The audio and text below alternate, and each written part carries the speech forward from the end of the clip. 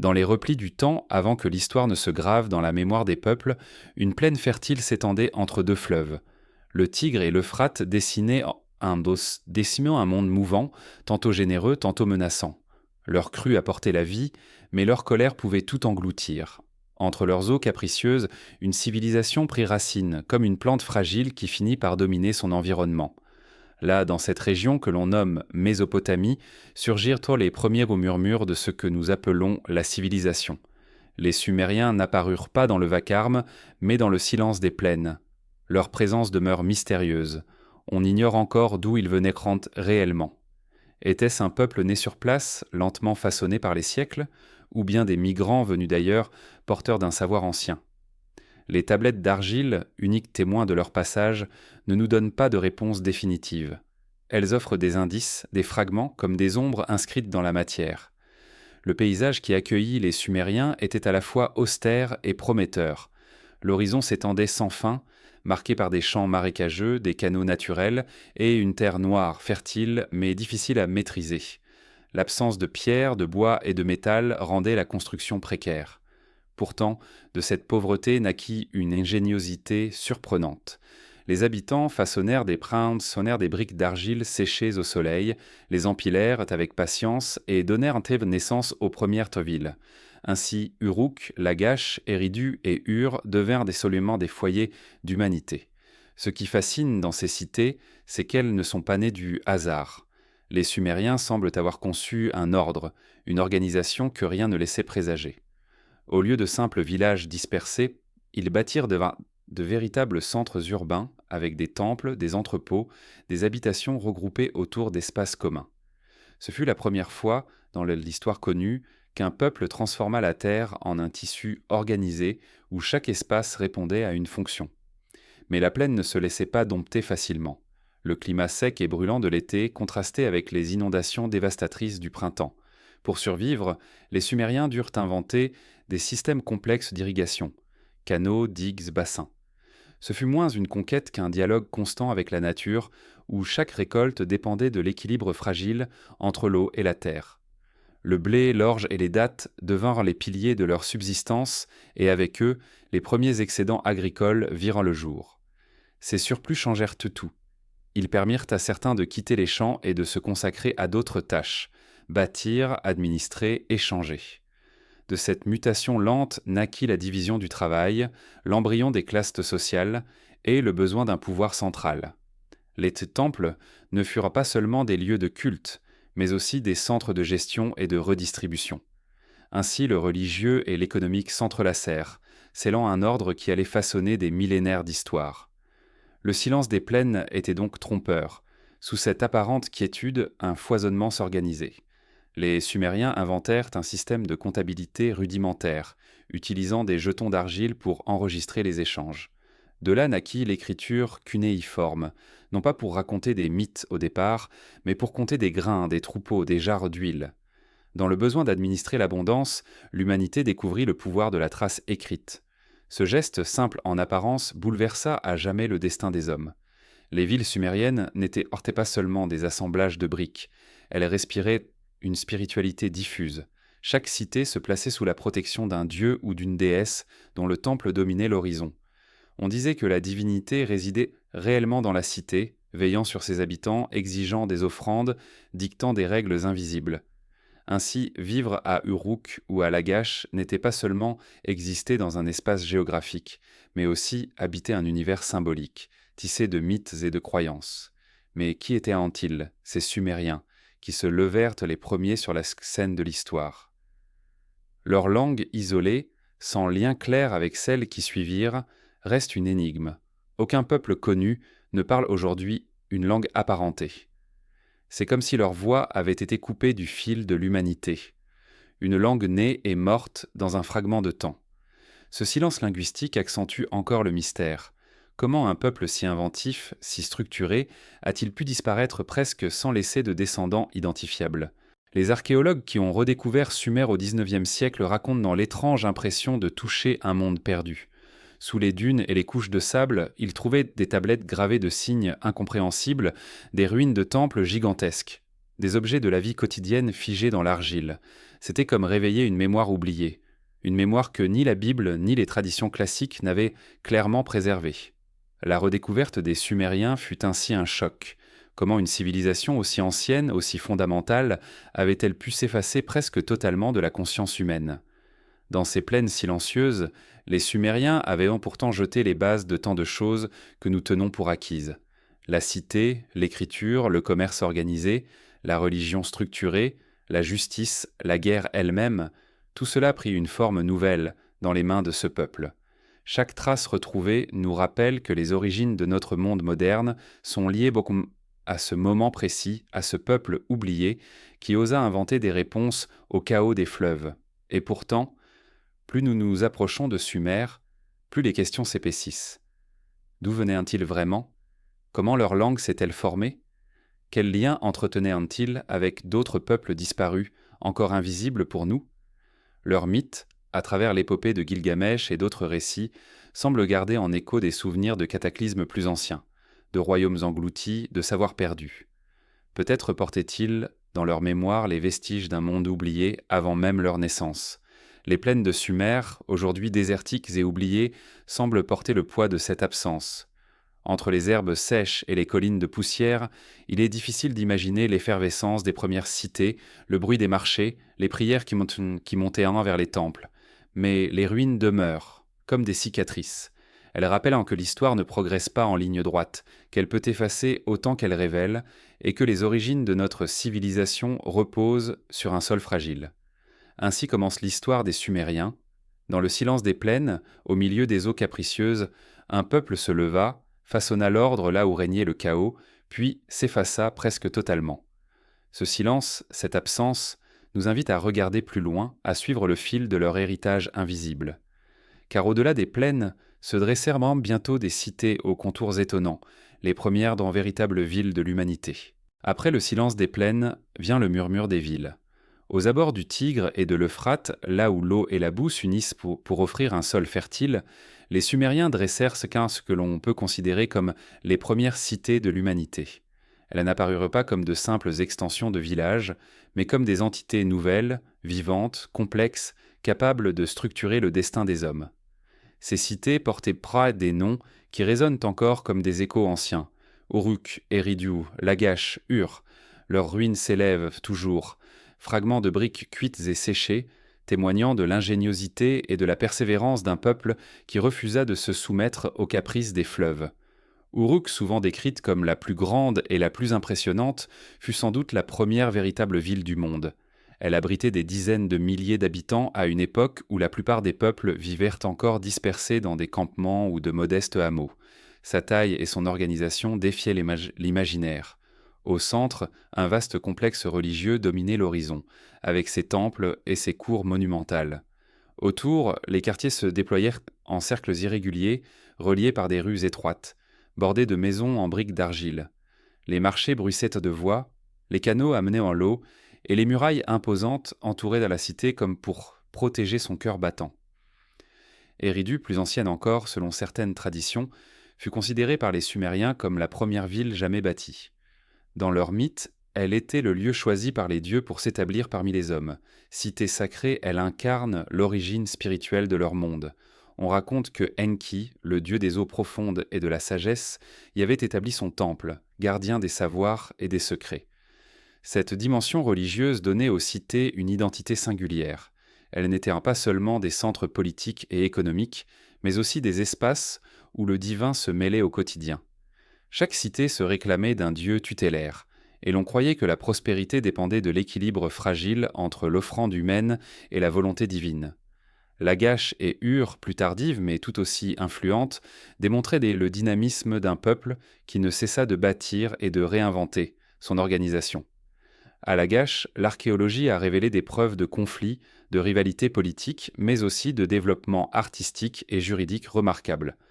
Ur, quant à elle, rayonnait comme un centre de commerce et de culture, célèbre pour ses tombes royales et ses trésors funéraires. Ces cités, en dialogue ou en rivalité, composaient une mosaïque de pouvoirs, d'alliances fragiles et de guerres incessantes. La naissance des cités ne fut pas seulement une aventure architecturale. Elle impliquait une transformation profonde des relations humaines. Pour la première fois, des milliers de personnes vivaient ensemble dans un espace organisé, soumis à des lois communes, partageant un destin collectif. Cela nécessitait une administration, une hiérarchie, une forme d'autorité capable de maintenir l'ordre et d'assurer la survie. Les temples jouèrent d'abord ce rôle, concentrant les ressources, redistribuant les récoltes, organisant le travail. Mais peu à peu, les rois émergèrent, figures humaines investies d'un pouvoir qui s'étendait au-delà du spirituel. Les cités de Sumer étaient aussi des lieux d'innovation. Les habitants mirent au point des outils et des techniques adaptés à leurs besoins. La charrue pour cultiver, la roue pour transporter, la voile pour naviguer sur les fleuves. Chaque invention répondait à une nécessité immédiate, mais ouvrait aussi la voie à des changements durables. Ainsi, le commerce prit une ampleur nouvelle. Des caravanes de marchands parcouraient Waspoul et les routes poussiéreuses, échangeant les surplus agricoles contre des pierres, des métaux, du bois, ressources absentes de la plaine sumérienne. Grâce aux fleuves et au golfe Persique, les cités entretenaient des contacts avec des régions lointaines, tissant déjà une toile d'échange qui annonçait les premiers réseaux mondiaux. Mais vivre dans ces cités n'était pas simple. Les ruelles étroites, les maisons serrées, la proximité constante imposaient de nouvelles formes de relations sociales. Les conflits surgissaient en qu'ils soient liés à la propriété, aux ressources ou aux rivalités entre familles. Pour y faire face, les Sumériens inventèrent des règles, des lois et une justice administrée par les temples ou les rois. Les archives cunéiformes témoignent de contrats, de litiges réglés, de jugements rendus. C'était une étape décisive. La vie collective nécessitait des règles écrites, claires, qui dépassaient la Moïse et la mémoire des individus. Le bruit des cités contrastait avec le silence des plaines alentours. Dans les rues animées, le marteau du forgeron répondait aux cris des marchands. Les processions religieuses faisaient vibrer les foules, rythmées par des chants et des offrandes. Chaque maison, faite de briques séchées, abritait des générations entières, avec leurs joies, leurs peines, leurs croyances. On y cuisinait l'orge et le blé, on y partageait le pain, on y racontait des histoires sous la lumière tremblante des lampes à huile. Cette humanité quotidienne, discrète mais essentielle, formait le tissu vivant des cités, et pourtant, malgré leur vitalité, ces villes portaient en elles les germes de leur fragilité. Leur croissance rapide accentuait les tensions pour l'eau, la terre, les ressources. Les rivalités entre cités débouchaient des bandes sur des guerres récurrentes. Les murailles, si impressionnantes, témoignaient autant d'une volonté de protection que d'une crainte constante. La prospérité pouvait basculer en désastre à la moindre crue imprévue, à la moindre sécheresse prolongée ou à l'assaut d'une armée voisine. Ce qui demeure fascinant, c'était que ces cités ne furent pas seulement des lieux d'habitation. Elles représentaient une nouvelle façon de penser le monde. Le citoyen sumérien n'était plus seulement lié à sa famille ou à son clan, mais aussi à une communauté plus vaste, organisée autour de croyances, de lois et d'un espace urbain partagé. Dans cette invention des cités se jouait déjà l'idée même de société. Les Sumériens, sans le savoir, posaient les bases de ce que deviendrait la civilisation humaine dans toutes ses déclinaisons ultérieures. Aujourd'hui, lorsque l'on contemple les ruines d'Uruk ou de Ur, il est difficile d'imaginer l'effervescence qui les animait. Mais les tablettes retrouvées, les sceaux gravés, les objets exhumés redonnent vie à ces lieux disparus. Ils racontent les prières murmurées dans les temples, les affaires conclues sur les marchés, les conflits réglés dans les tribunaux. Ils évoquent aussi les rêves et les peurs des habitants, suspendus entre la volonté des dieux et les aléas de la nature. Ces premières cités furent des laboratoires de l'humanité.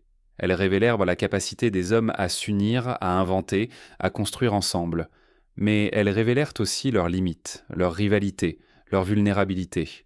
Dans le destin de ces villes, nous pouvons déjà lire en filigrane celui de toutes les civilisations qui suivirent: grandeur, innovation, fragilité, disparition. Ainsi, des rives des fleuves s'élèvent les premières cités, comme des phares dans la nuit des origines. Leur éclat, encore perceptible malgré les millénaires, nous invite à pénétrer plus avant dans l'héritage des Sumériens. Car au cœur de ces cités, au milieu des temples et des marchés, naquit un outil qui allait bouleverser l'humanité pour toujours: l'écriture gravée dans l'argile, le langage des signes destiné à vaincre le temps. Au cœur des cités sumériennes, un geste simple allait transformer à jamais le destin des hommes. Dans les temples et les entrepôts, au milieu des jarres d'orge, des paniers de dattes et des troupeaux de moutons, apparut une nécessité: compter, enregistrer, garder trace. Les échanges devenaient trop nombreux. les dettes trop complexes pour être confiées à la seule mémoire des hommes. Alors, sur des morceaux d'argile fraîche, on grava des signes. Ces marques, d'abord abstraites et rudimentaires, allaient en devenir le premier système d'écriture connu de l'humanité. L'argile était partout dans les plaines de Sumer. Malléable lorsqu'elle était humide, solide lorsqu'elle séchait au soleil, elle devint le support idéal pour la mémoire.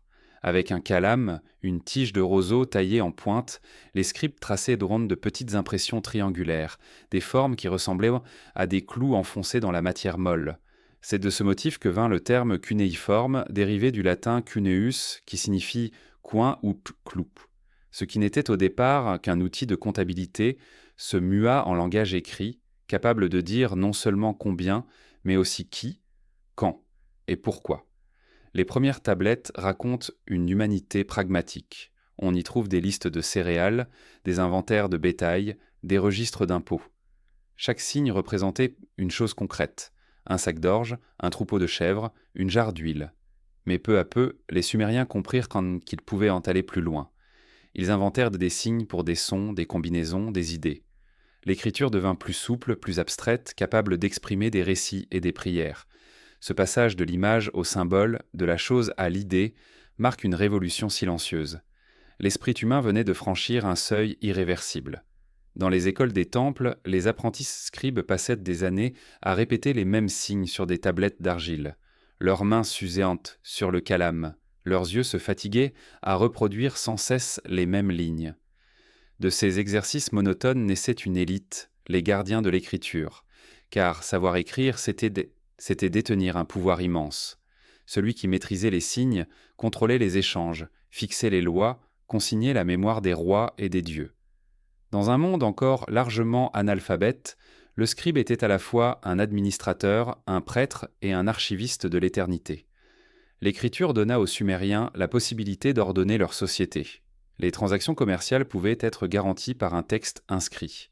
Les terres, les troupeaux, les maisons pouvaient être attribués ou transmis par des documents gravés. Les rois firent consigner leurs exploits, les prêtres leurs rituels, les juges leurs décisions. Ce qui n'était auparavant qu'un accord oral, fragile comme la voix du vent, devint une certitude ancrée dans l'argile. L'histoire humaine s'éloignait du domaine de la parole pour entrer dans celui de l'écrit. Mais les Sumériens ne se contentèrent pas d'écrire pour l'économie ou la loi. Ils utilisèrent aussi l'écriture pour se tourner vers l'invisible. Des hymnes aux dieux, des prières murmurées, des incantations furent gravées sur des tablettes. Les récits mythologiques prirent forme dans ce nouvel outil. Ainsi naquirent les premiers textes littéraires connus, parmi lesquels l'épopée de Gilgamesh, récit d'un roi en quête d'immortalité. Dans ces mots gravés se dessine une angoisse universelle, celle de la finitude humaine face au temps. L'écriture offrait une illusion de permanence, une lutte contre l'oubli. Les tablettes d'argile étaient peintes fragiles, mais paradoxalement, elles traversèrent tout au mieux les âges que d'autres supports. Le papyrus, le parchemin ou le papier pouvaient se déchirer, brûler, disparaître. L'argile, elle, durcissait avec le temps et parfois même se cuisait accidentellement lors d'incendies. C'est pourquoi nous retrouvons aujourd'hui des milliers de tablettes, témoins silencieux de ce monde disparu. Elles dorment dans les musées, couvertes de signes que l'on a mis des siècles à déchiffrer. Leur lecture a fait renaître une voix que l'histoire avait voulu effacer. Ce que révèle l'écriture sumérienne, c'est une société où tout devait être inscrit, classé, vérifié. La comptabilité des temples était une obsession. Chaque offrande, chaque récolte, chaque dette devait être notée. Mais cette rigueur allait bien au-delà de la gestion économique. Elle traduisait une vision du monde où l'ordre devait régner sur le chaos, où rien ne pouvait échapper à la mémoire collective. Écrire, c'était maîtriser le temps, imposer une continuité dans un univers incertain. Dans les ruelles d'Uruk ou de Ur, le scribe circulait avec son calame et ses tablettes. On venait à lui pour faire enregistrer un contrat, une promesse de mariage, une dette à rembourser. Chaque geste de la vie pouvait trouver sa place dans l'argile. L'écriture devenait ainsi une médiation entre les hommes, une garantie que leur parole ne disparaîtrait pas. Elle transformait les rapports humains, fixant des engagements qui, auparavant, reposaient seulement sur la confiance ou la crainte des dieux. Mais au-delà de la vie pratique, l'écriture ouvrit aussi la voie à une réflexion plus profonde. Les Sumériens commencèrent à consigner leurs observations du ciel, leurs calculs de temps, leurs règles agricoles. L'écriture permit d'accumuler des savoirs, de les transmettre d'une génération à l'autre, de les perfectionner. Sans elles, il n'y aurait pas eu de science, pas d'histoire, pas de droit. Dans ces signes, gravés dans l'argile, on perçoit les premières pierres d'un édifice immense, celui du savoir humain. Pourtant, l'écriture n'était pas un bien partagé par tous. Elle demeurait le privilège d'une minorité. Le peuple, dans sa grande majorité, continuait de vivre dans l'oralité, transmettant ses récits et ses traditions par la mémoire. Ce fossé entre ceux qui savaient écrire et ceux qui ne le pouvaient pas introduisit une nouvelle forme de hiérarchie. Le scribe, avec ses tablettes, détenait un pouvoir presque magique aux yeux des autres. Ce pouvoir renforçait l'autorité des temples et des rois, consolidant un ordre où le savoir était réservé aux élites. Aujourd'hui encore, contempler une tablette sumérienne provoque une étrange émotion. Ces traits anguleux, si loin de nos alphabets modernes, portent pourtant en eux le même élan, celui de fixer la pensée, de la transmettre à d'autres, de résister à l'oubli. Chaque signe est une voie qui traverse le temps, une main tendue depuis les rives du Tigre et de l'Euphrate. Ces fragments d'argile rappellent que nous ne sommes pas les premiers à chercher à vaincre le silence. Ainsi, dans les cités sumériennes, l'invention de l'écriture fut plus qu'une innovation technique. Elle fut un passage, une frontière franchie entre l'éphémère et le durable. Les Sumériens, en gravant leurs tablettes, créèrent un pont entre leur monde et le nôtre. Ils inventèrent une mémoire qui survécut à leur propre disparition. Dans l'argile séchée, ils déposèrent l'écho de leur vie, de leurs croyances, de leurs rêves, et c'est grâce à ces échos que nous pouvons encore aujourd'hui pénétrer leur univers. Mais chaque invention appelle de nouvelles questions. L'écriture, en fixant les lois et les récits, donna aussi naissance à des structures de pouvoir plus rigides, à des institutions plus fortes. Les temples et les rois utilisèrent ce nouvel outil pour affermir leur autorité, pour imposer un ordre parfois inflexible. Derrière la beauté des signes se cachait déjà la main du pouvoir, et c'est dans cette tension entre mémoire et domination que s'inscrit la suite de l'histoire sumérienne. Car après l'écriture et les tablettes, ce furent les dieux qui s'imposèrent comme les maîtres des cités, et leurs multiples visages façonnèrent la vie des hommes. Dans les ruelles poussiéreuses de Duruk, de Lagash ou d'Eridu, l'ombre des temples dominait l'horizon. Les zigguras, ces montagnes de briques dressées au-dessus des plaines, rappelaient à chacun la présence invisible des dieux. Pour les Sumériens, chaque cité appartenait d'abord à une divinité, et les hommes n'étaient que des gardiens provisoires de ce domaine sacré. Leur monde était peuplé d'entités nombreuses, puissantes, souvent imprévisibles, dont la volonté façonnait le destin de l'humanité. La religion sumérienne n'était pas une foi de consolation, mais une manière d'expliquer un univers instable et fragile. Les crues violentes des fleuves, les sécheresses brutales, les tempêtes soudaines semblaient être le reflet de caprices divins. Vivre à Sumer signifiait tenter de dialoguer avec ces forces invisibles, de les apaiser par des offrandes, de les convaincre par des rituels, sans jamais être sûr de leur faveur. Chaque jour, l'existence dépendait de l'équilibre incertain entre la volonté des dieux et les efforts des hommes. Les Sumériens croyaient que les divinités avaient créé les hommes pour travailler à leur service. Dans les mythes, les dieux, fatigués de cultiver la terre et d'entretenir la création, façonnèrent les humains pour qu'ils prennent en charge cette tâche. Ainsi l'homme devint serviteur du divin, voué à entretenir les temples, à offrir des sacrifices, à maintenir l'ordre voulu par les puissances célestes. Ce rôle était à la fois honorifique et écrasant, car il plaçait les Sumériens dans une relation de dépendance constante. Chaque cité avait son dieu tutélaire, véritable maître invisible de la communauté. À Uruk régnait Inanna, déesse de l'amour et de la guerre, ambivalente et redoutable. À Eridu, c'était Enki, dieu des eaux profondes et de la sagesse, protecteur des secrets et des savoirs. À Nippur, Enlil, maître du vent et du destin, imposait son autorité suprême sur les autres dieux. Ces divinités n'étaient pas abstraites, elles vivaient au centre des cités, dans leurs temples, où les prêtres les nourrissaient chaque jour, comme si elles partageaient réellement l'existence des humains. Les rituels religieux rythmaient la vie quotidienne. Chaque matin, les prêtres offraient aux statues divines du pain, de la bière, de la viande et du vin. Les processions traversaient les rues, accompagnées de chants et de musique. Les fêtes marquaient les saisons, reliant le cycle agricole au calendrier sacré. Les dieux recevaient des présents non seulement pour assurer de bonnes récoltes, mais aussi pour protéger les cités contre les ennemis, les maladies ou les catastrophes naturelles. Rien n'était laissé au hasard. Le moindre geste devait refléter un ordre cosmique, fragile et toujours menacé. Mais les dieux sumériens n'étaient pas bienveillants. Ils pouvaient se montrer cruels, indifférents ou jaloux. Dans les récits mythologiques, ils se disputaient, complotaient, entraient en guerre les uns contre les autres. Les hommes, pris dans ces conflits divins, en subissaient aussi les conséquences. La grande inondation, récit que l'on retrouve dans l'épopée de Gilgamesh et qui rappelle d'autres traditions anciennes, fut interprétée comme une punition divine contre l'humanité trop bruyante et trop nombreuse. Ainsi, l'existence humaine apparaissait toujours précaire, suspendue aux volontés changeantes de maîtres invisibles. L'épopée de Gilgamesh, l'un des plus anciens récits écrits, illustre cette vision sombre du destin. Le roi d'Uruk y cherche l'immortalité après la mort de son ami Enkidu. Mais malgré ses exploits et sa quête désespérée, il découvre que les dieux ont réservé l'éternité pour eux seuls, et que les hommes doivent se contenter de vivre et de mourir. Ce récit traduit une conscience aiguë de la finitude humaine et de la distance infranchissable entre les mortels et les immortels. Pour mieux comprendre la volonté divine, les Sumériens développèrent d'entre eux des formes de divination. On observait le vol des oiseaux, l'apparence du foie des animaux sacrifiés, les signes dans le ciel. Chaque anomalie, chaque détail pouvait révéler une intention cachée des dieux. Ces pratiques, loin d'être de simples superstitions, structuraient la prise de décisions politiques et militaires. Les rois eux-mêmes ne se lançaient ensemble dans une guerre qu'après avoir consulté les présages. La divination offrait l'illusion de comprendre le chaos, de déchiffrer un langage codé du divin. Dans ce monde dominé par les dieux, la mort n'apportait pas de libération. Les Sumériens imaginaient un au-delà sombre et poussiéreux, où les âmes descendaient après leur vie terrestre. Le royaume des morts était un lieu sans lumière, où les ombres se nourrissaient de poussière et d'eau croupie.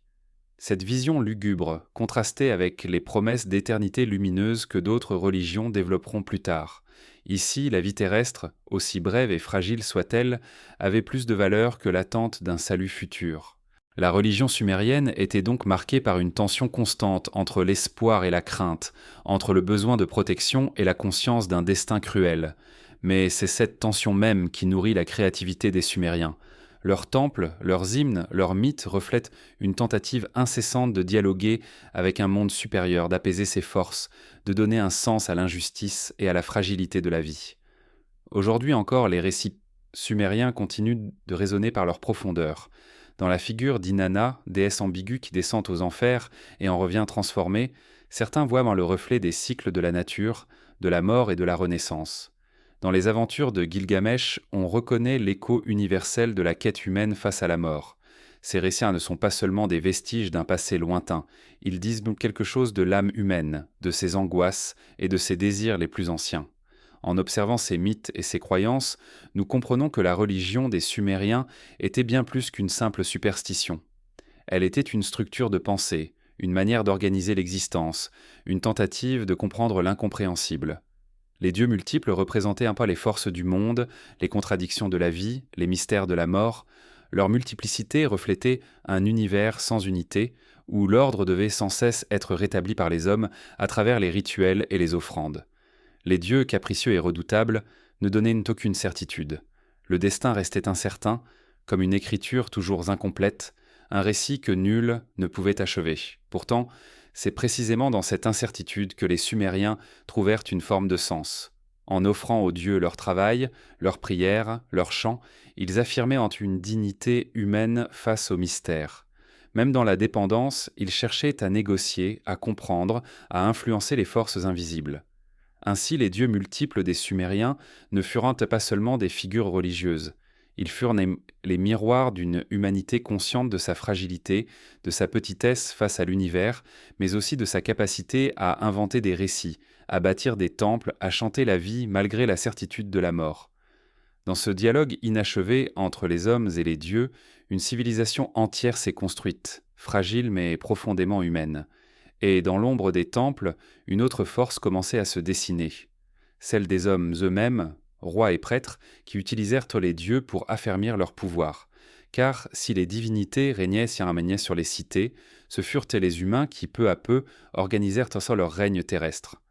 Dans les siècles qui suivirent, l'ordre religieux allait se confondre avec l'ordre politique, et les Roatley le Sumérien allaient se présenter comme les gardiens terrestres des volontés divines.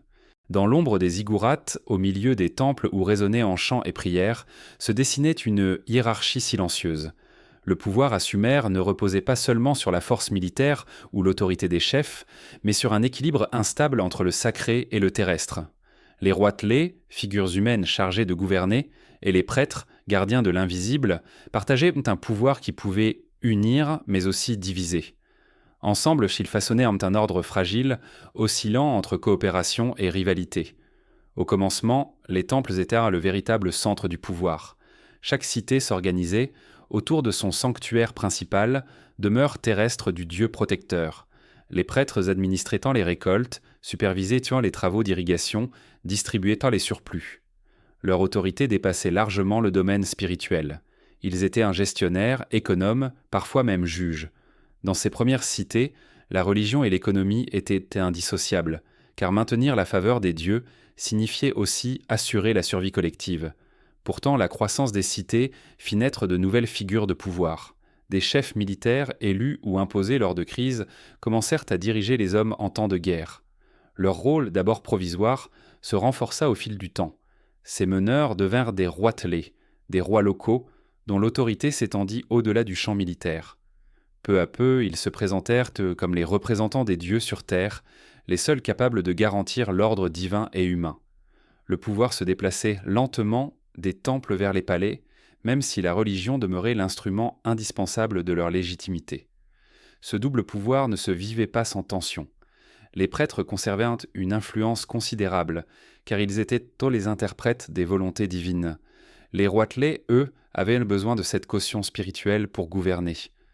Dans les inscriptions retrouvées sur les tablettes, les souverains sumériens se présentent donc souvent comme pasteurs, choisis par les dieux, chargés de guider leur peuple.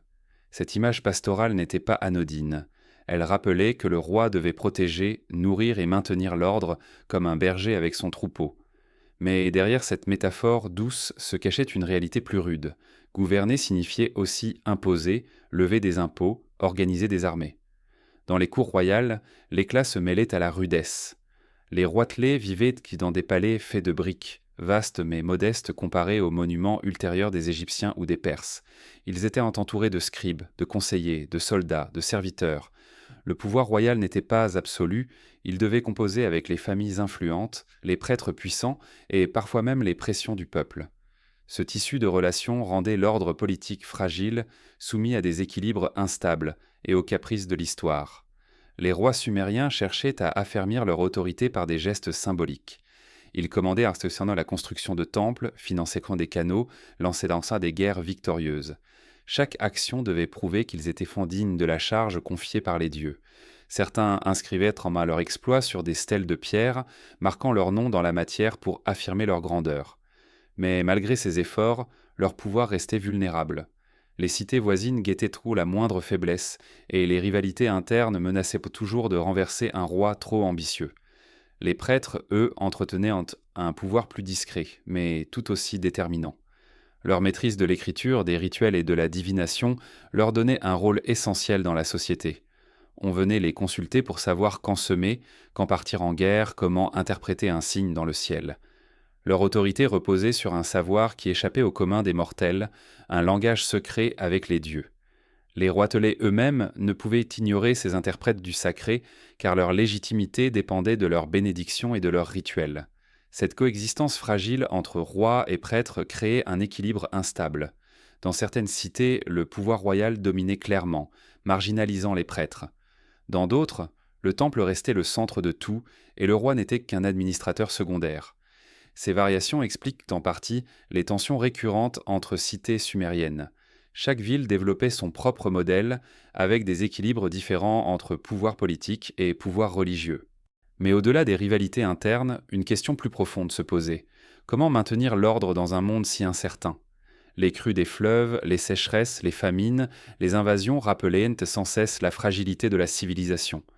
Les rois et les prêtres étaient jugés à l'aune de leur capacité à protéger la cité contre ces menaces. Lorsqu'ils échouaient, leur légitimité pouvait s'effondrer brutalement. Le pouvoir, qu'il soit sacré ou royal, n'était jamais assuré. Ils devaient constamment se justifier, se renouveler, se défendre. Les tombes royales dures révèlent une autre facette de ce pouvoir fragile. On y a retrouvé des trésors somptueux, bijoux d'or, instruments de musique, armes finement décorées, mais on y a découvert aussi les corps de serviteurs et de soldats sacrifiés pour accompagner leur roi dans la mort. Ce mélange d'éclat et de cruauté traduit une volonté d'affirmer la grandeur royale, même au-delà de la vie. Pourtant, il souligne aussi la peur de l'oubli, la conscience que même les rois ne pouvaient en échapper à la mort et au silence. Dans les récits mythologiques, les rois apparaissent souvent comme des figures ambivalentes. Gilgamesh, roi d'Uruk, est décrit à la fois comme un héros et comme un tyran. Sa quête d'immortalité, vouée à l'échec, reflète l'angoisse de tous les souverains. Comment laisser une trace qui survive au temps ? L'écriture, les soins, les monuments, les rituels étaient un autant de réponses à cette angoisse. Mais le destin des cités sumériennes montre que même les plus grands rois pouvaient être oubliés, ensevelis sous les sables et la poussière des siècles. Ce pouvoir partagé entre roitelets et prêtres donnait aux cités un dynamisme certain, mais aussi une fragilité constante. Les rivalités entre temples et palais, entre lignées royales et familles influentes, créaient un tissu politique complexe, parfois conflictuel. Pourtant, c'est précisément dans cette tension que la civilisation sumérienne trouva sa force. La confrontation entre sacré et profane, entre ordre divin et autorité humaine, donna naissance à des institutions, à des lois, à une organisation sociale qui influencera durablement les peuples voisins. Aujourd'hui, en contemplant les ruines de ces cités, on perçoit encore l'écho de ce pouvoir fragile. Les temples effondrés et les palais disparus racontent une histoire où l'autorité n'était jamais acquise, où les hommes devaient sans cesse prouver leur légitimité. Cette fragilité, loin d'être un défaut, fut sans doute le moteur de leur créativité. Car dans l'effort de maintenir un ordre précaire, les Sumériens inventèrent des structures politiques et religieuses qui allaient marquer l'histoire des civilisations. Ainsi, au cœur de Sumer, le pouvoir ne se limitait ni aux rois ni aux prêtres. Il était le fruit d'un dialogue constant entre les dieux, les hommes et la nature. Un dialogue fragile, souvent menacé, mais qui donna naissance à une expérience unique, celle d'une société organisée, consciente de sa vulnérabilité et pourtant déterminée à bâtir malgré tout. Dans les siècles suivants, cette tension trouva une expression monumentale. Les ziggourats, ces temples-montagnes qui s'élevaient vers le ciel. Symboles d'une quête d'élévation, ils incarnaient à la fois la puissance des dieux et l'ambition des hommes. Leurs briques, entassées les unes sur les autres, semblaient se vouloir toucher l'inaccessible, comme pour stabiliser un monde toujours menacé par le chaos. Au milieu des plaines sans relief, là où la terre s'étend à perte de vue sans collines ni montagnes, les Sumériens dressèrent des édifices qui défiaient à l'horizon. Les ziggourats, immenses pyramides à degrés, semblaient en vouloir transpercer le ciel. Construites en briques d'argile, elles étaient des montagnes artificielles, créées par la main de l'homme pour rapprocher la cité du domaine des dieux. Elles ne servaient pas d'habitation, ni même de tombeau. Elles étaient des escaliers symboliques, reliant la terre au monde céleste, une tentative de donner forme à l'invisible. La ziggourate ne surgissait pas par hasard dans le paysage urbain. Elle occupait le centre de la cité, comme une colonne vertébrale autour de laquelle tout s'organisait. À sa base se déployait un ensemble de temples et de cours, véritable cœur religieux et administratif. Les habitants y apportèrent leurs offrandes, leurs tribus, leurs prières, mais au sommet, accessible seulement aux prêtres et aux rois, se trouvait un sanctuaire, une chambre sacrée où l'on croyait que la divinité descendait pour rencontrer les hommes. Ainsi, la ziggourate matérialisait la présence divine, tout en rappelant aux hommes leur place dans l'ordre cosmique. Construire une ziggourate demandait une énergie colossale. Les Sumériens ne disposaient ni de pierre ni de bois en abondance.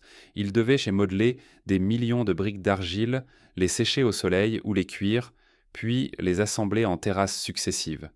Chaque niveau, plus étroit que le précédent, formait une marche géante vers le ciel. Les murs extérieurs étaient parfois recouverts de briques émaillées aux couleurs vives, bleu, blanc ou doré, qui reflétaient la lumière et donnaient à l'édifice une aura éclatante. La simple présence de ces monuments témoignait de l'organisation collective nécessaire à leur édification, des milliers d'hommes unis dans un projet qui dépassait l'individu. La plus célèbre fut peut-être la ziggourate d'Ur, dédiée au dieu Lune Nana. Élevée sur plusieurs étages, elle dominait la cité comme une montagne sacrée. Ces escaliers monumentaux, larges et solennels, permettaient d'accéder aux terrasses supérieures. Les textes anciens décrivent les cérémonies qui s'y déroulaient, Processions, chants, rituels destinés à inviter le dieu à descendre de son ciel mystérieux pour habiter un instant parmi les hommes. Chaque fête religieuse transformait la ziggourate en théâtre sacré, où la cité entière participait à un dialogue avec l'invisible. La symbolique de ces édifices allait bien au-delà du culte. Dans une plaine sans relief, où la vue s'étendait à l'infini, la ziggourate représentait un repère, un centre autour duquel la communauté pouvait s'orienter. Elle affirmait l'identité de la cité, sa grandeur, sa relation unique avec son Dieu. Chaque ville voulait posséder la plus belle, la plus haute, comme une manière de prouver sa puissance face aux voisines. Ces montagnes de briques étaient autant de déclarations de pouvoir que de gestes religieux.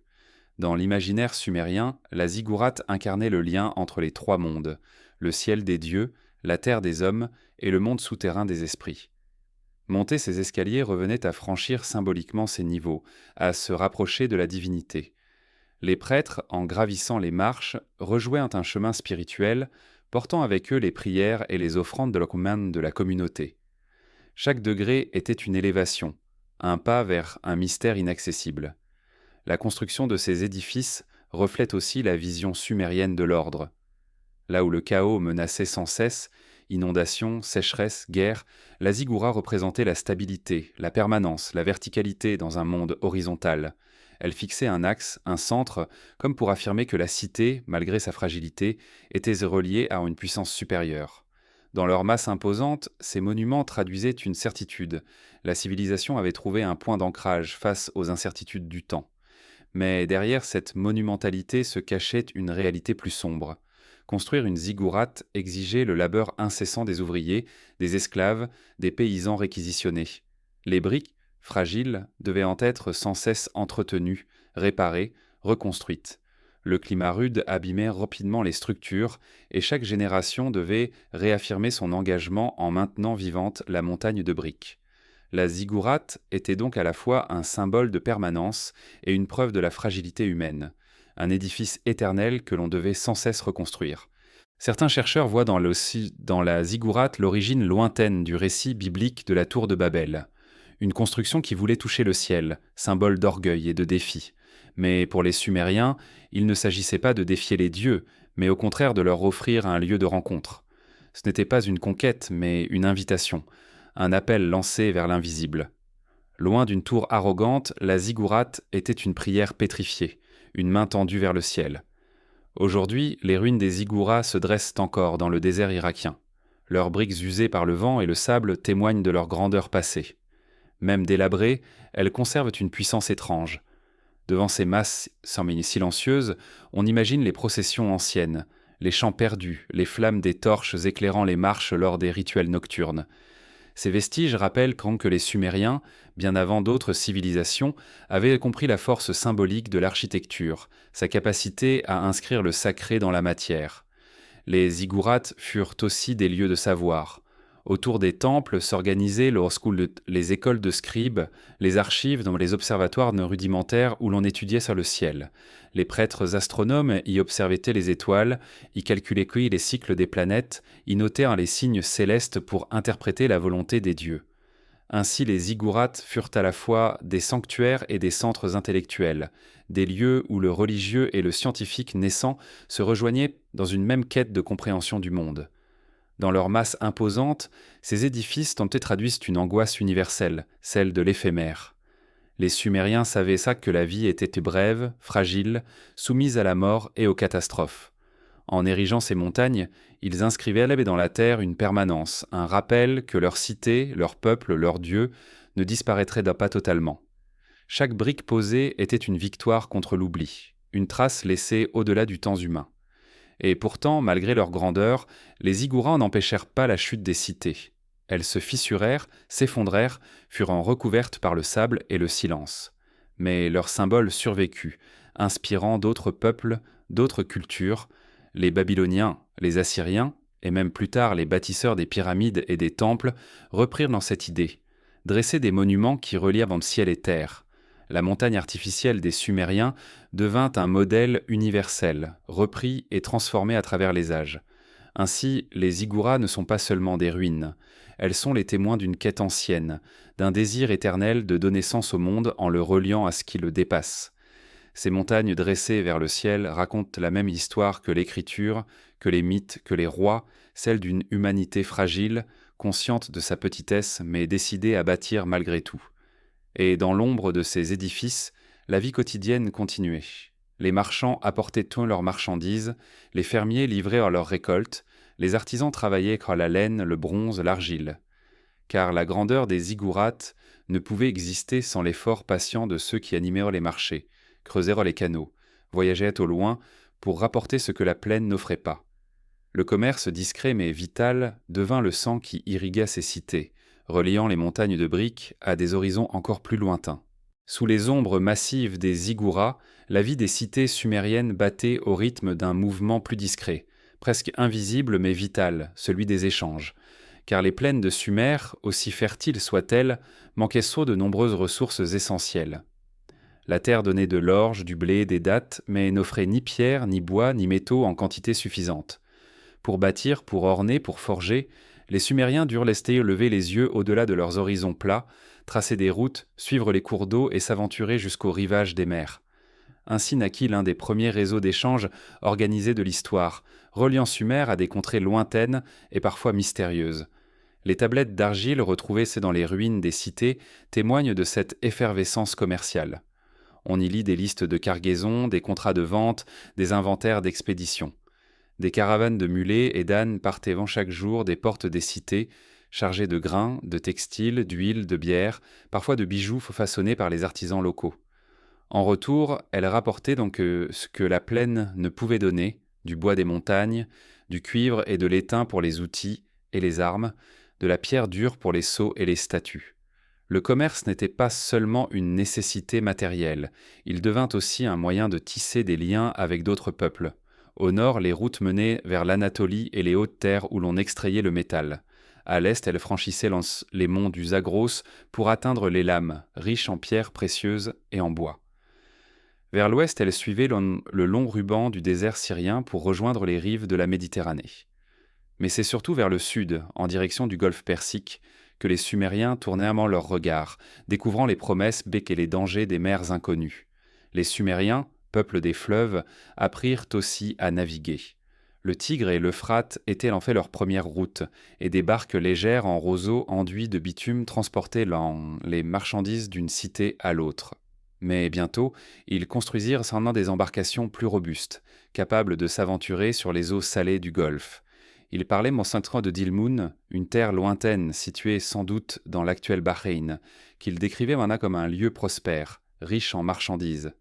Ils évoquèrent aussi Magan, une contrée peut-être située dans l'actuel Oman, d'où provenait-on le cuivre et la pierre. Et encore plus loin, Meluha, peut-être l'Indus, évoquée comme une terre mystérieuse d'où arrivaient des bois exotiques, des pierres rares et des perles. Ces noms inscrits sur les tablettes résonnent comme des échos d'aventures maritimes. On imagine les navires sumériens, fragiles face aux vagues, transportant cargaisons et marchant vers des ports lointains. Chaque voyage était une épreuve, car la mer représentait une force imprévisible, bien différente des fleuves connus. Pourtant, la nécessité et la curiosité poussaient ces navigateurs à s'élancer vers l'inconnu. Le commerce maritime élargit l'horizon des Sumériens, leur apportant non seulement des ressources, mais aussi des idées, des influences culturelles, des récits venus d'ailleurs. Au cœur de ces échanges se trouvaient les marchés des cités. Les rues bruissaient un sang de voix, de négociations, d'odeurs mêlées de pain, de bière et de laine. Les artisans vendaient leurs poteries, leurs textiles, leurs outils. Les marchands étrangers exposaient des objets étranges, attirant la curiosité des habitants. On y trouvait du lapis-lazuli venu d'Afghanistan, d'un bleu profond presque irréel, utilisé pour orner statues et bijoux. On y admirait des coquillages venus de la mer, polis par les vagues, transformés en parures. Ces marchés étaient à la fois lieux d'échange matériel et carrefour de culture. Le commerce façonnait aussi les mentalités. Les Sumériens, en côtoyant d'autres peuples, élargissaient leur vision du monde. Ils découvraient que leur cité n'était pas seule, que d'autres royaumes, d'autres traditions existaient au-delà des plaines. Cette ouverture renforçait leur curiosité, nourrissait leurs mythes. Dans l'épopée de Gilgamesh, on perçoit déjà cette fascination pour l'ailleurs, ce désir d'explorer les contrées lointaines, de ramener des savoirs et des richesses. Le commerce n'était donc pas seulement un acte économique, il devint une aventure humaine, une quête de l'inconnu. Mais comme tout dans la vie sumérienne, le commerce portait en lui sa part de fragilité. Les routes temps longues, traversées de déserts arides ou de montagnes dangereuses, les caravanes risquaient les attaques de brigands. Les navires pouvaient sombrer dans les tempêtes. Chaque expédition était un pari contre le destin, une mise en jeu de vie et de richesse. Cette incertitude renforçait la valeur des marchandises rapportées. Chaque pierre rare, chaque métal précieux incarnait une victoire contre les dangers de l'ailleurs. Le rôle des marchands prit ainsi une importance croissante. Ils formaient une classe particulière, distincte des paysans, des artisans et des prêtres. Ils étaient à la fois respectés pour leur audace et parfois méfiés pour leur contact avec l'étranger. Car dans leurs voyages, ils rapportaient aussi des récits, des croyances, des objets inconnus qui pouvaient troubler l'ordre établi. Le marchand était un passeur, un messager entre les mondes, porteur de richesses mais aussi de nouveautés. Les sceaux-cylindres, petites pierres gravées utilisées pour signer les contrats, sont l'un des symboles de ce commerce naissant. Chaque marchand possédait le sien, qu'il roulait sur l'argile fraîche des tablettes pour authentifier un accord. Ces sceaux portaient des motifs élaborés, mêlant scènes mythologiques et symboles personnels. Ils étaient à la fois des outils pratiques et des objets d'art, traduisant l'importance des échanges dans la société sumérienne. Aujourd'hui encore, les musées conservent des centaines de ces sceaux, témoins minuscules mais puissants d'un monde où l'économie et le sacré s'entremêlaient. Car chaque transaction n'était pas qu'un acte matériel, elle était placée sous le regard des dieux, inscrite dans l'ordre cosmique. Vendre, acheter, échanger signifiait participer à un équilibre plus vaste, où la prospérité de la cité dépendait de la régularité des flux et du respect des engagements. En observant ce réseau d'échanges, on comprend combien les Sumériens furent des bâtisseurs de liens autant que de briques. Leur monde ne se limitait pas aux murailles en train de leur cité. Il s'étendait à travers routes, caravanes et navires, reliant des peuples éloignés dans une trame invisible. Dans ce mouvement constant, les Sumériens trouvaient une réponse à leur fragilité matérielle. Si la plaine manquait de ressources, le monde entier pouvait devenir leur entrepôt. Mais le commerce ne fut pas seulement un moyen de survie. Il fut aussi une manière d'affirmer une identité. Chaque cité voulait contrôler ses routes, ses ports, ses marchés. Les rivalités économiques alimentèrent les guerres autant que les ambitions territoriales. Les alliances se faisaient et se défaisaient au gré des échanges. Derrière les étals des marchés se jouait parfois le destin des royaumes. Ainsi, le commerce sumérien ne fut pas une activité secondaire, mais le véritable souffle qui animait les cités. Par lui, les Sumériens se connectèrent à des mondes lointains, élargissant leur horizon au-delà des plaines, des fleuves et des ziggourats. Dans chaque caravane, dans chaque navire, s'inscrivait le même désir: survivre, prospérer, découvrir. Et de ces échanges naquirent non seulement des richesses, mais aussi des récits, des chants, des mythes. Car l'ailleurs, avec ses pierres rares et ses mers inconnues, nourrissait l'imagination autant que les marchés. Et bientôt, dans les palais et les temples, ces récits furent gravés sur des tablettes, donnant naissance aux premières épopées.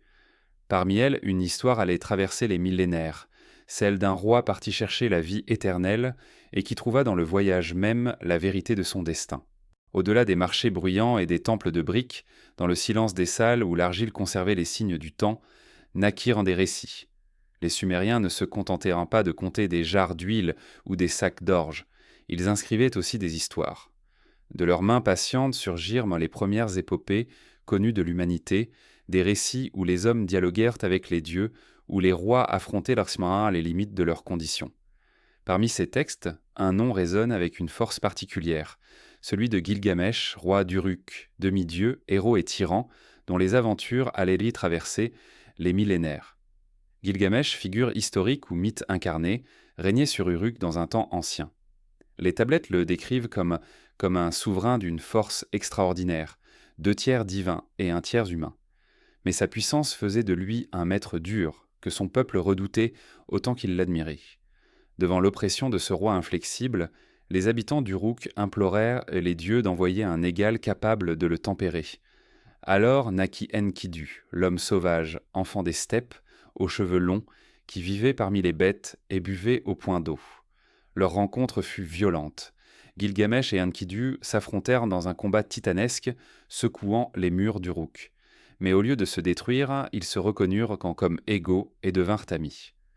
Dans ce lien inattendu, la littérature sumérienne déposa l'un de ses premiers le trésor, l'idée que l'amitié peut transformer le destin, qu'elle peut humaniser même les plus puissants. Ensemble, ils partirent en défier des forces monstrueuses, incarnations du chaos que les hommes redoutaient. Leur première expédition les mena contre Umbaba, le gardien de la forêt des cèdres. Cette forêt, lointaine et interdite, symbolisait un espace sacré, domaine des dieux. En abattant Umbaba et en coupant les cèdres, Gilgamesh et Enkidu transgressèrent un interdit. Leur victoire fut éclatante, mais elle déclencha aussi la colère divine. Car les dieux ne toléraient pas que les hommes, même les rois, s'arrogent des droits sur ce qui leur appartenait. Ce récit révèle une leçon centrale. Toute conquête humaine, même glorieuse, entraîne des conséquences imprévisibles. Vint ensuite la confrontation avec le taureau céleste, envoyé par la déesse Inanna, irritée par les refus et les outrages de Gilgamesh. Ensemble, les deux amis terrassèrent tôt l'animal monstrueux, mais ce triomphe acheva de provoquer la colère des dieux. Le châtiment tomba. Enkidu devait mourir. Ce moment marque le cœur de l'épopée. L'ami, le frère, celui qui avait rendu Gilgamesh plus humain, s'éteignit et le roi d'Uruk découvrit la douleur de la perte. Ce deuil ouvrit un gouffre dans son existence, un vide que ni la gloire ni la puissance ne pouvaient combler. C'est alors que commença la quête de Gilgamesh. Obsédé par la mort d'Enkidu, terrifié par sa propre fin, il décida de chercher le secret de l'immortalité. Son voyage le mena loin de Sumer, aux confins du monde connu, là où le soleil se couche et se lève, là où les fleuves se perdent, dans des mers inaccessibles. Il traversa des déserts, affronta des créatures fantastiques, franchit des montagnes sombres.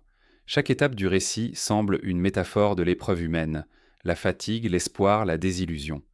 Son chemin le conduisit vers Utanapishtim, survivant du grand déluge. Dans les récits sumériens et babyloniens Sotiwe, cette figure est l'équivalent d'un Noé ancien, sauvé par les dieux lors d'une inondation qui avait englouti l'humanité. Utanapishtim, ayant reçu le don de l'immortalité, révéla à Gilgamesh une vérité amère. L'éternité n'était pas faite pour les hommes. Même lui, immortel, vivait isolé, coupé du monde, condamné à une existence sans fin mais sans joie. Gilgamesh, abattu, tenta malgré tout une dernière épreuve. On lui indiqua l'existence d'une plante miraculeuse cachée au fond des eaux, capable de rendre sa jeunesse. Le roi plongea, saisit la plante et crut un instant tenir la réponse à sa quête. Mais sur le chemin du retour, une créature surgit et dévora le précieux végétal. L'espoir de l'immortalité disparut à jamais. Alors Gilgamesh comprit. Sa destinée n'était pas de vaincre la mort, mais de laisser une trace dans le temps par ses œuvres, ses cités, ses récits. De retour à Uruk, il contempla ces murailles immenses, construites de ses mains, et comprit que c'était là, son véritable héritage. Non pas la vie éternelle, mais la mémoire inscrite dans les pierres et dans les récits. L'épopée s'achevait sur une leçon d'une force tranquille. L'homme ne peut échapper à la mort, mais il peut donner sens à sa vie en bâtissant, en créant, en laissant des empreintes pour les générations futures. L'histoire de Gilgamesh n'était pas seulement un récit héroïque. Elle portait déjà des réflexions profondes sur la condition humaine, sur le deuil, la peur de la mort, le désir d'éternité. Elle montrait un roi puissant confronté à ses limites, un héros obligé d'accepter sa fragilité. Dans ces tablettes gravées il y a plus de 4000 ans, on lit les mêmes angoisses qui hantent encore l'humanité aujourd'hui. Cette épopée, transmise et recopiée au fil des siècles, influença d'autres récits. Le mythe du déluge, en particulier, trouva des échos dans les traditions bibliques et dans d'autres cultures anciennes. La quête d'immortalité, le voyage aux confins du monde, l'acceptation de la mort, autant de thèmes universels qui traversèrent souvent les civilisations. Gilgamesh devint une figure intemporelle, non pas seulement roi d'Uruk, mais archétype de l'homme face au destin. Ce qui frappe dans ces récits, c'est leur ton sombre, lucide, parfois désespéré. Les dieux ne sont pas des sauveurs bienveillants, mais des forces capricieuses qui limitent l'humanité. L'au-delà n'est pas un paradis, mais un lieu d'ombre et de poussière. L'homme, seul, doit trouver son chemin, créer son sens. Les épopées sumériennes, loin des récits triomphants, reflètent une philosophie de la fragilité, une sagesse née de la conscience de la finitude. Et pourtant, dans ce souffle mélancolique, il y a aussi une lumière. Car si l'immortalité est refusée, la mémoire est offerte. Les Sumériens, en gravant ces récits sur l'argile, ont rendu immortelle l'histoire même de l'échec de Gilgamesh. Leur geste a traversé les millénaires, portant jusqu'à nous l'écho d'un roi en quête d'éternité. Ironie discrète, c'est par le refus des dieux et par l'écriture des hommes que Gilgamesh a finalement atteint l'immortalité qu'il cherchait. Aujourd'hui, lorsqu'on contemple ces tablettes brisées exposées dans les musées, on perçoit encore la force de ces mots anciens. Derrière les signes anguleux, une voix s'élève, fragile mais insistante, rappelant que l'homme a toujours cherché à comprendre sa place entre la vie et la mort. Le souffle de Gilgamesh, né dans les ruelles d'Uruk, continue de vibrer dans notre mémoire collective. Et tandis que les récits des rois et des héros circulaient, une autre histoire se déroulait, plus discrète mais tout aussi essentielle, celle de la vie ordinaire, des champs et des marchés, des maisons modestes où les Sumériens vivant loin des ziggourats et des épopées. Car derrière la grandeur des mythes se cachait le quotidien, fragile et obstiné de ceux qui donnaient vie à la première civilisation. Sous l'éclat des ziggourats et l'écho des récits héroïques, un autre monde s'étendait, plus discret, plus humble. C'était celui des hommes et des femmes qui, loin des tablettes des scribes et des exploits des rois, vivaient leur quotidien dans les champs, les ateliers et les maisons de briques. Sans eux, les temples n'auraient jamais eu d'offrande, les marchés n'auraient jamais résonné de voix et les épopées n'auraient jamais trouvé de contexte. Leur existence, tissée de gestes simples et répétés, formait le véritable socle de la civilisation sumérienne. Les champs étaient les lames de cette vie ordinaire. Dans la plaine fertile mais capricieuse, les paysans travaillaient du lever du soleil à son coucher. L'orge et le blé sont la base de leur subsistance. Grâce aux canaux d'irrigation, l'eau des fleuves pouvait être détournée vers les terres arides, permettant des récoltes régulières. Mais chaque saison était une épreuve, trop d'eau et les champs étaient submergés. Pas assez et la sécheresse réduisait tout à néant.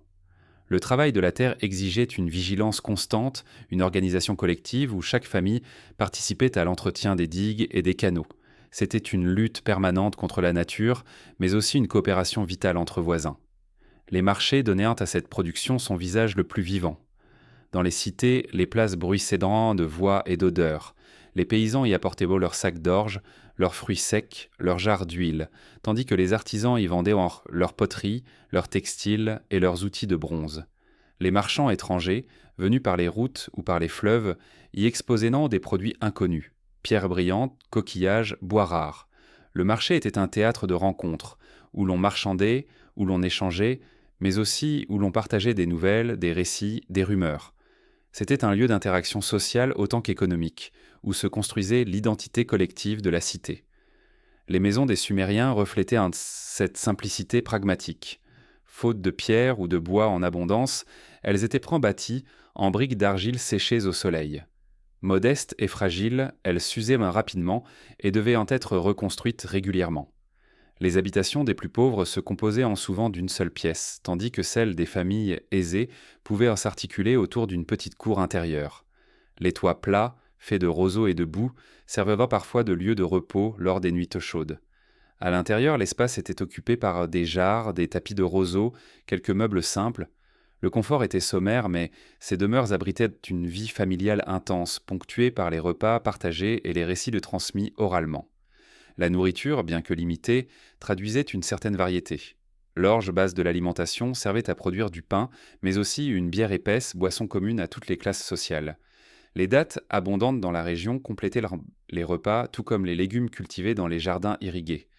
La viande, plus rare, provenait de troupeaux de chèvres et de moutons, réservés souvent aux fêtes ou aux offrandes aux dieux. Dans ce régime simple, on lit la marque d'une économie tournée vers la survie, mais enrichie de moments collectifs, de partage et de célébration. La vie ordinaire était aussi marquée par les métiers et les savoir-faire. Les artisans jouaient un rôle essentiel dans les cités. Les potiers façonnaient des jarres et des vases indispensables au stockage et au transport des denrées. Les tisserands produisaient des vêtements de laine exportés jusqu'aux contrées lointaines. Les bronziers fabriquaient des outils et des armes, donnant aux cités la capacité de se défendre ou de s'affirmer. Chaque atelier bruissait d'une activité continue, reliant le geste patient de l'artisan au grand réseau de l'économie sumérienne. Les enfants participaient plutôt à cette vie. Dans les familles de paysans, ils aidaient aux champs, surveillaient les troupeaux, portaient l'un en eau. Certains, destinés à devenir scribes ou prêtres, suivaient un apprentissage rigoureux dans les écoles des temples. L'éducation, réservée à une minorité, se concentrait sur la maîtrise de l'écriture et du calcul, outils indispensables à l'administration. Pour les autres, la vie était apprentissage par l'imitation, transmission des gestes et des savoirs de génération en génération. Les femmes occupaient une place complexe. Elles travaillaient au champ, géraient les foyers, fabriquaient des textiles et poteries. Certaines participaient aux échanges sur les marchés, d'autres servaient dans les temples comme prêtresses ou musiciennes. Les tablettes révèlent aussi que certaines femmes pouvaient posséder des terres, signer des contrats, exercer une influence dans la vie économique. Leur rôle, bien que moins visible dans les récits officiels, était indispensable à la survie et au dynamisme des cités. Les fêtes religieuses rythmaient ce quotidien austère. Elles apportaient une pause, un moment collectif où les habitants se rassemblaient pour chanter, danser, offrir aux dieux le fruit de leur labeur. Ces célébrations renforçaient lentement le sentiment d'appartenance à une communauté, tout en rappelant la fragilité de la vie face aux puissances divines. Dans les rues décorées, les tambours et les flûtes faisaient vibrer les foules et le pain, la bière et la viande étaient partagés dans une atmosphère de joie rare. Ces instants suspendus offraient aux habitants une échappée hors du labeur quotidien. Pourtant, cette vie ordinaire n'était jamais exempte d'angoisse. Les paysans craignaient les crues destructrices, les épidémies, les famines. Les familles s'y redoutaient dans les guerres entre cités voisines qui pouvaient transformer les marchés animés en lieux désertés. La mort, toujours proche, frappait sans distinction, et l'au-delà, selon les croyances sumériennes, n'offrait guère de réconfort. Les ombres errantes dans un monde poussiéreux rappelaient aux vivants que leur seul horizon était le présent, fragile et précieux. C'est peut-être dans cette conscience aiguë de la fragilité que se trouve la force de la vie ordinaire sumérienne. Les habitants, sans posséder les pouvoirs des rois ou la science des scribes, donnaient forme à la civilisation par leur persévérance. Chaque brique posée, chaque sillon tracé, chaque jarre façonné était un acte silencieux, mais décisif. La grandeur de Sumer reposait moins sur les exploits des héros que sur ses gestes modestes, répétés des milliers de fois par des mains anonymes. Aujourd'hui, les vestiges de cette vie quotidienne se découvrent dans les fouilles archéologiques. Des maisons aux murs effondrés, des outils usés, des jouets d'enfants façonnés en argile, des tablettes de contes banales. Ces fragments, plus que les temples ou les palais, nous rapprochent de l'humanité véritable des Sumériens. Car derrière les ziggourats et les épopées, il y avait des hommes et des femmes qui travaillaient, aimaient, craignaient et espéraient, comme nous. Et dans ce tissu de vie ordinaire se cachait aussi une autre dimension, celle du savoir. Car les Sumériens, tout en vivant de leurs champs et de leurs marchés, observaient le ciel, mesuraient tout le temps, inventaient en soi des outils conceptuels qui allaient nourrir la science des âges suivants. Après les champs et les maisons, vient le regard vers les étoiles, l'invention d'une connaissance qui dépasse le quotidien pour toucher au mystère du monde. Au-delà des champs et des marchés, derrière les murs des temples et dans l'ombre des ziggourats, les Sumériens laissaient paraître une autre facette de leur génie, celle de l'observation, du calcul et de la tentative d'ordonner l'univers. Ce peuple dont la vie semblait consacrée à apaiser des dieux capricieux et à bâtir des cités fragiles développa aussi des savoirs qui allaient en influencer des millénaires. Leur science, et à la fois pratique et mystérieuse, n'étaient pas détachées du religieux. Elles s'enracinaient dans une vision sacrée du monde. Pourtant, de ces croyances mêlées naquirent des découvertes qui allaient en infranchir les siècles. Le ciel, immense et changeant, fut l'un de leurs premiers livres. Les prêtres astronomes, postés sur les terrasses des ziggourats, observaient dans la course des astres et notaient leurs mouvements sur des tablettes d'argile. Chaque étoile, chaque planète, chaque éclat lumineux était interprété comme un signe, une parole divine. Mais derrière l'interprétation se cachait une rigueur silencieuse. Les Sumériens consignaient les cycles, repéraient les régularités, cherchaient à comprendre l'ordre caché dans les apparences. De cette pratique divinatoire naquit lentement une science des étoiles. Ils savaient que la lune réglait le rythme des mois. Le cycle de ces phases devint la base de leur calendrier, essentiel pour l'agriculture comme pour le culte. Les fêtes religieuses suivaient ces cycles et les semailles se planifiaient en fonction de la lune. Leur regard sur le ciel n'était pas celui d'une curiosité abstraite, il répondait à un besoin vital. L'observation du temps céleste permettait d'apprivoiser le temps terrestre. Les Sumériens divisèrent aussi le temps d'une manière qui marque encore nos vies. Ils inventèrent plutôt la répartition de l'heure en 60 minutes et du cercle en 360 degrés. Ce système sexagésimal, hérité de leur mode de calcul, a traversé les millénaires. Aujourd'hui encore, nos horloges et nos cartes portent la trace de cette antique décision. Ce qui pour eux relevait peut-être du sacré ou du symbolique est devenu pour nous une norme universelle. Dans ce détail, on mesure combien leur science, née dans un contexte religieux, a façonné notre quotidien. Leur arithmétique, bien qu'élémentaire, se montrait d'une étonnante efficacité. Les scribes utilisaient des tables de calcul gravées dans l'argile, où l'on trouvait des multiplications, des divisions, des fractions. Ces outils servaient à gérer les récoltes, à partager les terres, à calculer les dettes. Loin d'une spéculation théorique, leur savoir mathématique naissait de la nécessité. Organiser la cité, prévoir les travaux, répartir les ressources. Pourtant, en cherchant à résoudre ces problèmes pratiques, ils mirent en place des bases qui allaient nourrir la science des peuples voisins. Leurs connaissances s'étendaient empreintes aussi à la médecine. Les tablettes évoquent des traitements, des recettes de plantes, des rituels de guérison. Là encore, le sacré et le pratique s'entremêlaient. La maladie était interprétée comme un désordre, une intrusion du divin ou du démoniaque. Le guérisseur récitait des incantations, mais prescrivait aussi des potions à base de plantes, d'huile, de minéraux. Si leur médecine ne se séparait pas encore du rituel, elle traduisait une attention au corps, une tentative de soulager, de comprendre, d'intervenir. Les Sumériens déjà regardaient la maladie comme une énigme à résoudre, non comme une fatalité absolue. L'ingénierie de l'eau fut un autre champ de leur savoir. Les fleuves, au rôle tantôt généreux, tantôt destructeurs, exigeaient des aménagements complexes. Les Sumériens creusèrent des canaux, construisirent des digues, inventèrent des systèmes de répartition.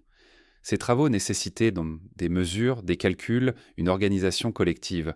Leurs tablettes montrent qu'ils savaient estimer des surfaces, évaluer des volumes, anticiper des besoins. La science n'était pas alors une discipline isolée, mais un ensemble de techniques intégrées à la vie quotidienne, un savoir pragmatique au service de la survie. La métallurgie, bien que modeste, portait aussi la marque de cette ingéniosité. Le cuivre, l'étain, l'or et l'argent étaient travaillés dans les ateliers. Les bronziers savaient en tête fondre, couler, façonner. Leurs outils et leurs armes montrent une maîtrise progressive de la matière, une curiosité qui transformait les ressources venues de loin en objets utiles et précieux. Là encore, la science se confondait avec l'artisanat, le rituel et le commerce.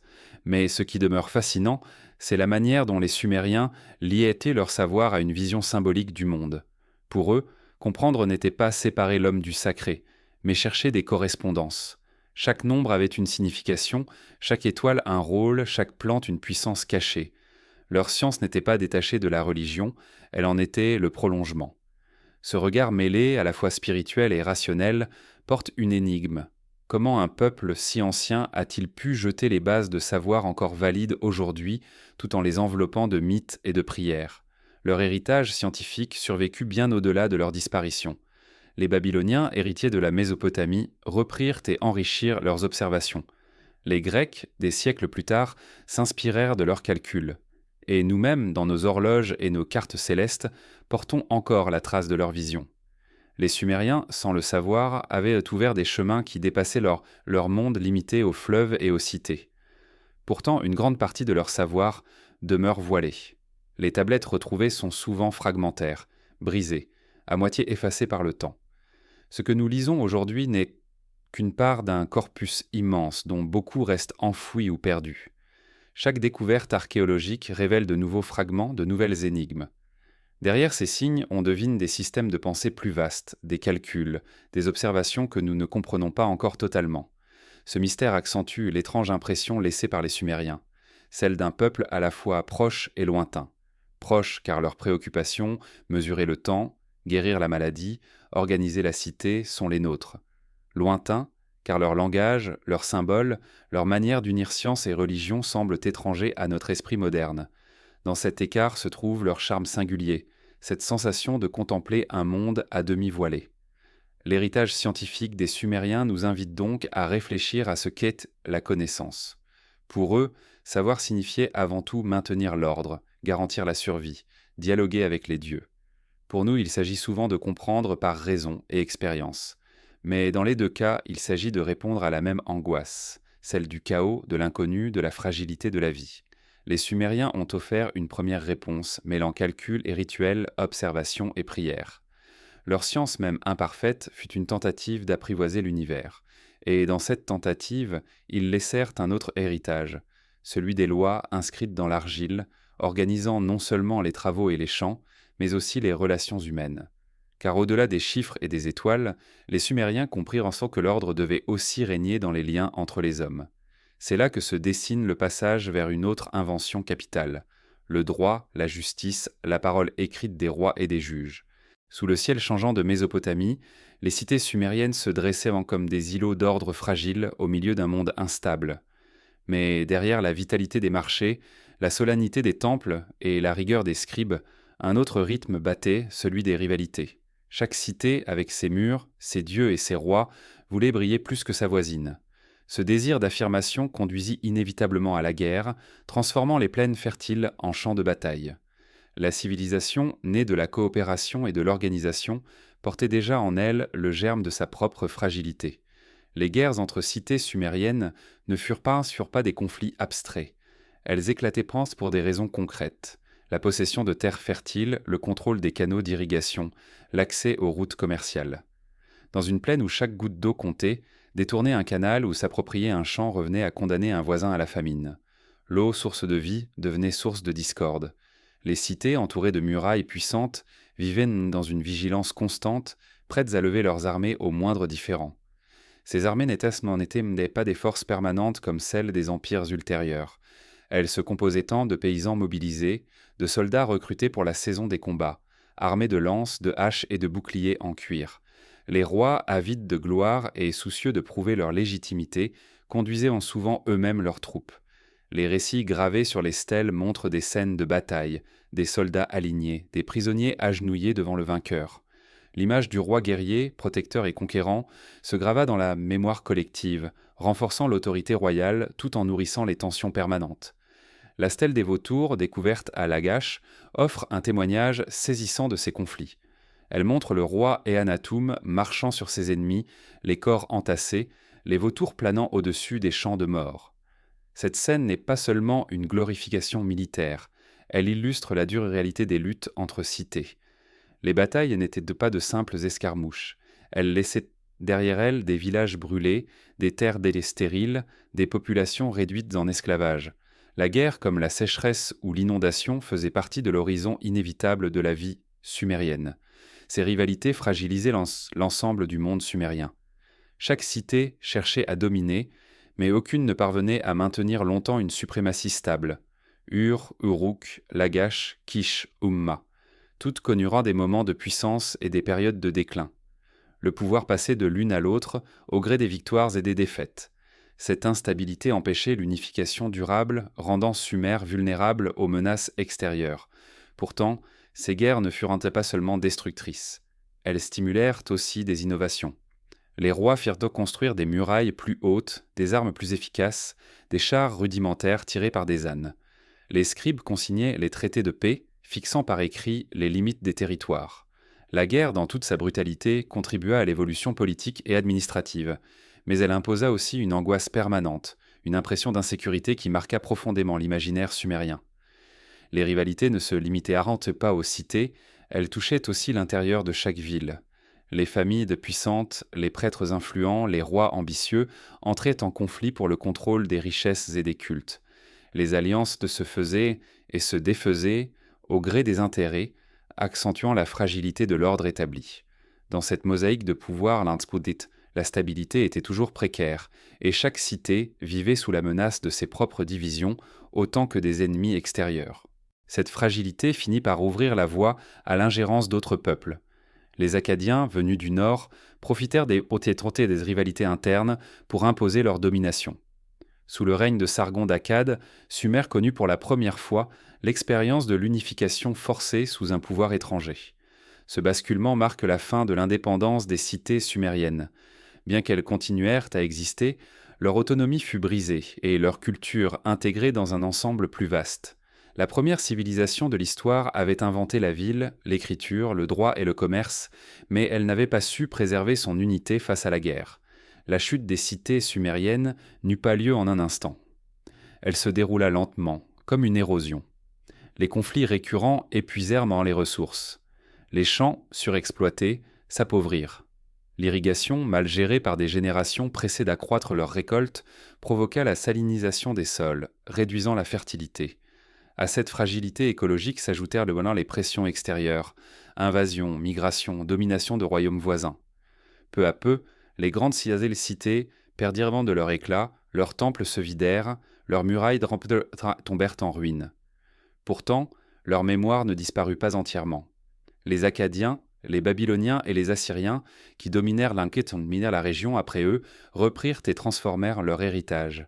L'écriture cunéiforme, les mythes, les lois et les savoirs sumériens continuèrent de circuler, traduits et adaptés. La culture de Sumer se dilua dans celle de ses héritiers, comme une source qui disparaît sous terre mais continue d'alimenter des rivières invisibles. Ce destin paradoxal donne aux Sumériens une aura particulière. Ils furent à la fois inventeurs et victimes de leur monde. Ils donnèrent à l'humanité ses premières villes, mais leurs propres cités furent incapables de résister à leur division. Ils inventèrent des outils de mémoire éternels, mais leur nom s'effaça presque complètement pendant des millénaires. Leur histoire, redécouverte seulement au XIXe siècle, rappelle que toute civilisation, même la plus brillante, repose sur un équilibre fragile entre coopération et rivalité. Aujourd'hui, les stèles brisées, les murailles effondrées et les champs stériles témoignent de cette fragilité.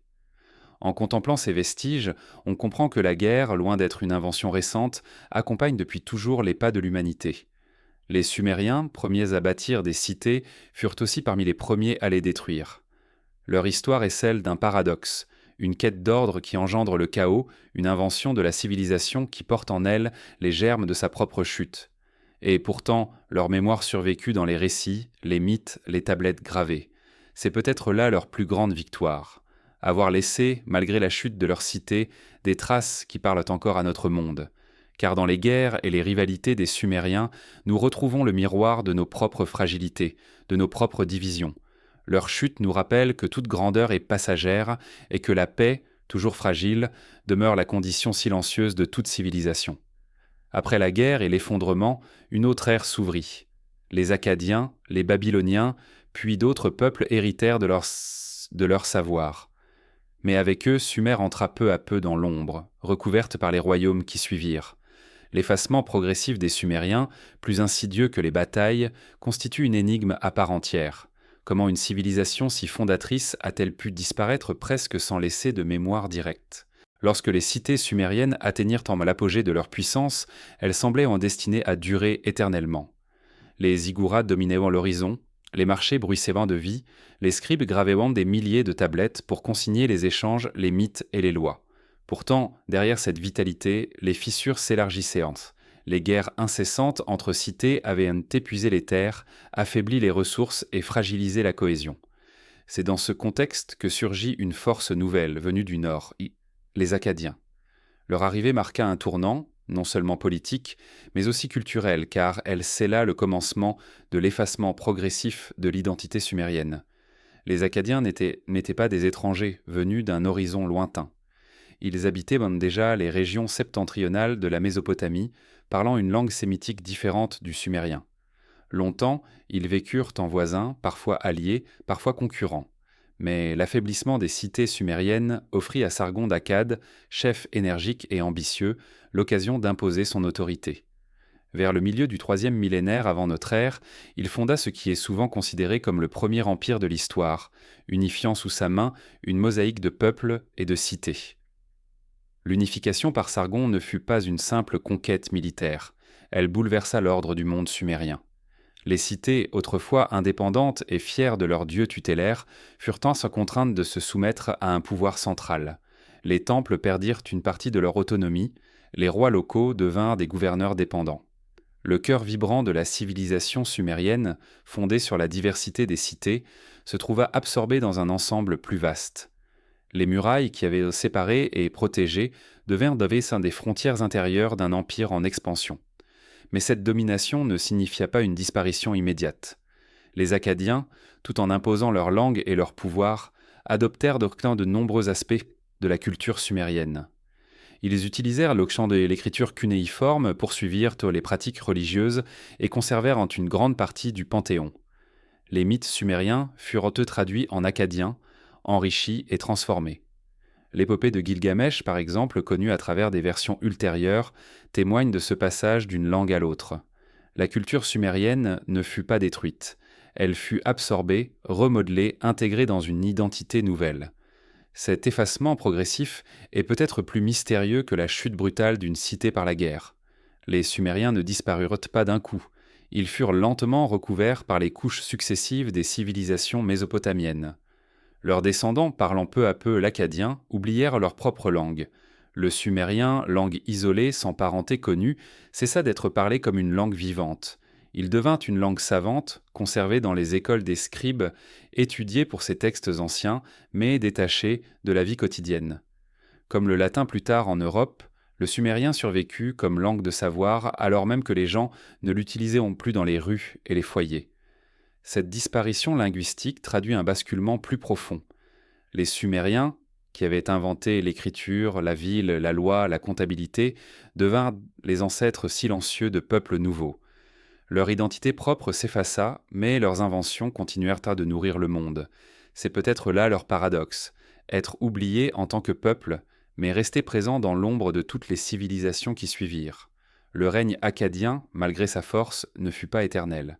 Après quelques générations, l'empire de Sargon s'effondra, miné par les révoltes internes, les invasions extérieures et les catastrophes naturelles. Mais la brèche avait été ouverte. L'ère des cités sumériennes indépendantes était terminée. Dès lors, la Mésopotamie entra dans un cycle où divers royaumes se succédaient, chacun reprenant à son compte l'héritage sumérien.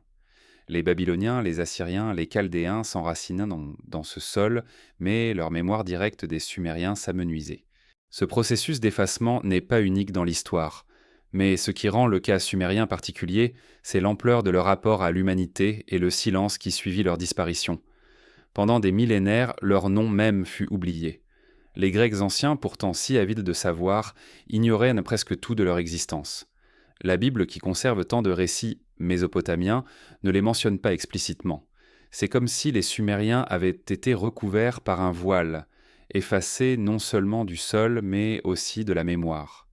Cet oubli fut rompu seulement au XIXe siècle, lorsque les archéologues, fouillant les ruines d'Irak, redécouvrirent les tablettes cunéiformes. Ce fut un choc. Derrière les empires connus des Babyloniens et des Assyriens, il existait une civilisation encore plus ancienne, une matrice oubliée. Les signes gravés dans l'argile parlaient presque d'un peuple que l'histoire avait englouti. L'effacement progressif des Sumériens avait été si complet que leur redécouverte par l'archéologie ressemblait à une résurrection. Pourquoi cet effacement ? Peut-être parce que leur langue, isolée et sans héritier, ne pouvait survivre à la domination d'une culture voisine plus vigoureuse.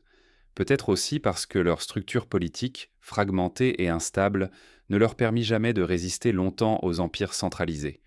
Mais il y a peut-être une autre raison, plus subtile. Les Sumériens avaient créé des outils si puissants, la ville, l'écriture, les lois, la religion organisée, que d'autres peuples purent les adopter, les transformer et finalement les faire oublier en les intégrant à leur propre identité. En quelque sorte, les Sumériens disparurent d'un moment parce qu'ils avaient réussi trop tôt. Ce processus nous invite à réfléchir à la nature de la mémoire. Être oublié ne signifie pas ne pas exister. Dans chaque contrat écrit en cunéiforme, dans chaque temple construit par les Babyloniens, dans chaque observation astronomique assyrienne, l'ombre des Sumériens subsistait. Leur nom s'était effacé, mais leur empreinte demeurait. Comme une rivière souterraine, leur culture continuait d'alimenter celle qui s'élevait à la surface. Aujourd'hui, en contemplant ce destin, on perçoit une ironie. Les Sumériens, qui avaient inventé l'écriture pour garder trace, furent eux-mêmes effacés de la mémoire des hommes. Leur propre outil de permanence ne les protégea pas de l'oubli. Pourtant, ce même outil permit leur redécouverte, car ce sont leurs tablettes d'argile qui ont parlé pour eux, brisant le silence des millénaires. Ainsi l'ombre des Akkadiens fut le voile qui recouvrit Sumer, mais aussi le relais qui transmit son héritage. L'effacement ne fut pas une disparition totale, mais une transformation. Les Sumériens devinrent invisibles comme peuple, mais omniprésents comme origine. Dans ce paradoxe se joue l'étrange destin de la première civilisation, exister à travers les autres, être oublié dans les noms mais immortel dans les œuvres. Et c'est ce paradoxe qui nourrit encore aujourd'hui notre fascination. car derrière les Akkadiens, derrière Babylone, derrière Ninive, il y a toujours cette source cachée, ce peuple effacé mais fondateur. Leur absence même est une présence, un mystère qui nous rappelle que toute civilisation, aussi brillante soit-elle, peut disparaître des mémoires, mais aussi renaître des ruines. Après l'ombre des Akkadiens, il fallut des siècles pour que les archéologues redonnent une voix aux Sumériens. La redécouverte moderne, à travers les ruines et les tablettes, révéla des fragments de leur monde. Mais ces fragments demeurent partiels, brisés, incomplets, comme des voix étouffées dans la poussière. C'est à travers ces vestiges silencieux que nous percevons encore leur écho, fragile et mystérieux. Pendant des millénaires, les Sumériens disparurent derrière un voile d'oubli. Ni les Grecs, ni les Romains, ni les chroniqueurs bibliques ne conservèrent le souvenir clair de leur existence. Leur langue s'était éteinte, leur cité s'était effondrée, leurs dieux avaient été remplacés par d'autres. Ils semblaient en avoir glissé hors du temps. Ce n'est qu'au XIXe siècle, dans le fracas des pioches et le silence des déserts mésopotamiens, que leur voix se remit à murmurer. L'archéologie moderne, presque par hasard, fit surgir des sables des fragments d'argile gravés qui allaient en changer notre vision de l'histoire. Les premiers explorateurs de la Mésopotamie, venus d'Europe, ne cherchaient pas Sumer. Ils voulaient retrouver les royaumes bibliques, les villes de Ninive et de Babylone, les lieux évoqués dans les récits sacrés. Mais en creusant les monticules de terre qui recouvraient les ruines, ils découvrirent tant des tablettes couvertes de signes étranges, semblables à des clous entassés les uns sur les autres. Ces signes, incompréhensibles, semblaient appartenir à une écriture oubliée. Peu à peu, les archéologues comprirent qu'il y avait affaire à quelque chose de plus ancien encore que Babylone. Derrière les noms connus se cachait un monde effacé. Le déchiffrement du cunéiforme fut une épreuve longue et complexe. Des générations de savants se penchèrent sur ces tablettes, comparant les signes, cherchant des correspondances avec d'autres langues. Ce patient travail, commencé au XIXe siècle, permit de redonner une voix aux Sumériens.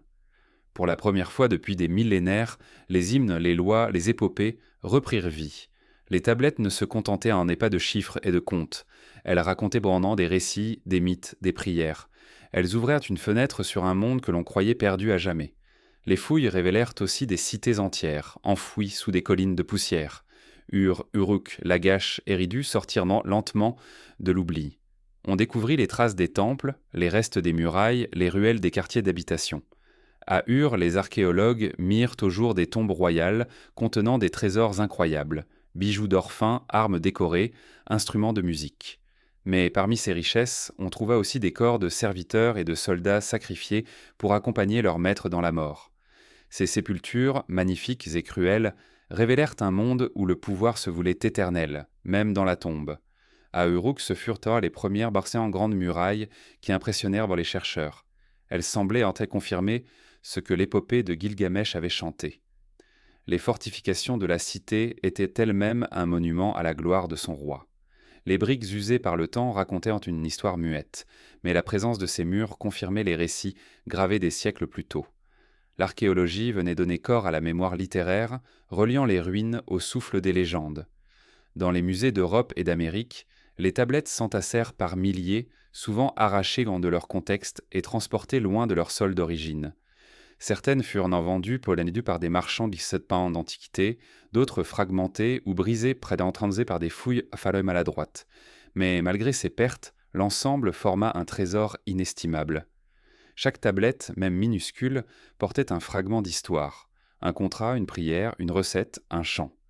Dans ces fragments dispersés, les chercheurs reconstituèrent peu à peu le puzzle de Sumer. Ce qui frappe, c'est la diversité des témoignages retrouvés. On ne découvre pas seulement des textes officiels, mais aussi des notes banales, des exercices d'apprentis de scribes, des listes d'animaux ou de plantes. Ces traces du quotidien nous rapprochent de la vie ordinaire des Sumériens, au-delà des rois et des prêtres, un enfant s'exerçant maladroitement à tracer des signes, un marchand enregistrant ses dettes, un prêtre écrivant un hymne, autant de voix anonymes qui traversent les millénaires. Mais les vestiges ne se limitent pas aux tablettes. Les archéologues mirent aussi au jour des sceaux cylindres, gravés de scènes minutieuses représentant des dieux, des animaux, des processions. Rouler l'un de ces sceaux sur l'argile humide révélait un monde miniature, une fresque silencieuse qui scellait un contrat ou marquait une propriété. Ces objets, petits mais fascinants, montrent l'importance de l'art dans la vie quotidienne, et la manière dont le sacré et le profane se mêlèrent. La redécouverte de Sumer transforma notre perception de l'histoire. Jusque-là, on pensait que l'Égypte ou la Grèce avaient embêté les premières de grandes civilisations. Mais les fouilles mésobotamiennes révélèrent une réalité plus ancienne et plus complexe. Avant les pyramides, avant l'Acropole, il y avait eu Sumer. L'écriture, la cité, la loi, l'épopée, tout cela avait déjà été inventé dans ces plaines oubliées. L'archéologie nous montrait que nos racines plongeaient tant plus profondément dans le temps que nous ne l'imaginions. Pourtant, cette redécouverte reste partielle. Les ruines sont fragmentées, les tablettes souvent incomplètes. Chaque découverte soulève autant de questions qu'elle n'apporte de réponses. Beaucoup de sites restent enfouis, inexplorés, parfois détruits par les guerres modernes ou par les pillages. Le patrimoine sumérien, déjà effacé une première fois par l'histoire, se trouve encore menacé par les conflits contemporains et l'oubli. Ce qui nous est parvenu n'est qu'une fraction de ce qui a existé, une voix incomplète. Ce qui rend ces vestiges si troublants, c'est leur silence. Les briques brisées cendres et brisées, les tombes ouvertes, les tablettes éparpillées ne parlent que si l'on sait les écouter. Elles ne livrent jamais tout, elles laissent toujours un vide, une part de mystère. C'est peut-être cette absence qui nous fascine, savoir qu'il y eut là un peuple, inventif et complexe, mais que nous ne pouvons saisir qu'à travers des fragments. Les Sumériens nous apparaissent comme des silhouettes entrevues dans le brouillard du temps, proches et insaisissables à la fois. Dans les musées modernes, face à une tablette gravée de signes cunéiformes, l'impression est étrange. Ce petit morceau d'argile, banal en apparence, a traversé des millénaires. Il porte la marque d'une main disparue, le souffle d'une voix éteinte. Lire ces signes, c'est ressusciter un instant une pensée ancienne, c'est dialoguer avec un monde qui semblait perdu à jamais. Chaque découverte archéologique devient ainsi une rencontre fragile, un pont jeté entre le présent et une antiquité oubliée. Les vestiges redécouverts par l'archéologie moderne ne nous livrent pas seulement une histoire ancienne.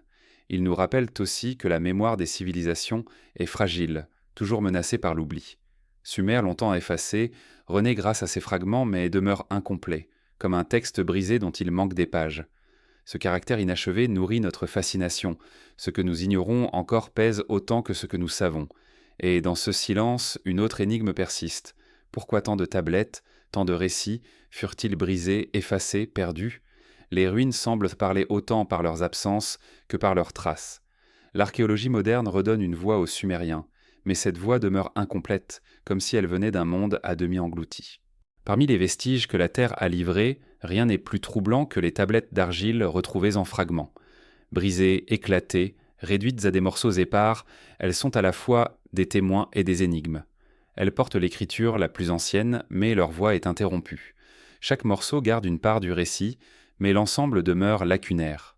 Ainsi, la mémoire sumérienne nous parvient non pas comme un texte continu, mais comme un murmure brisé, une voix coupée par le temps.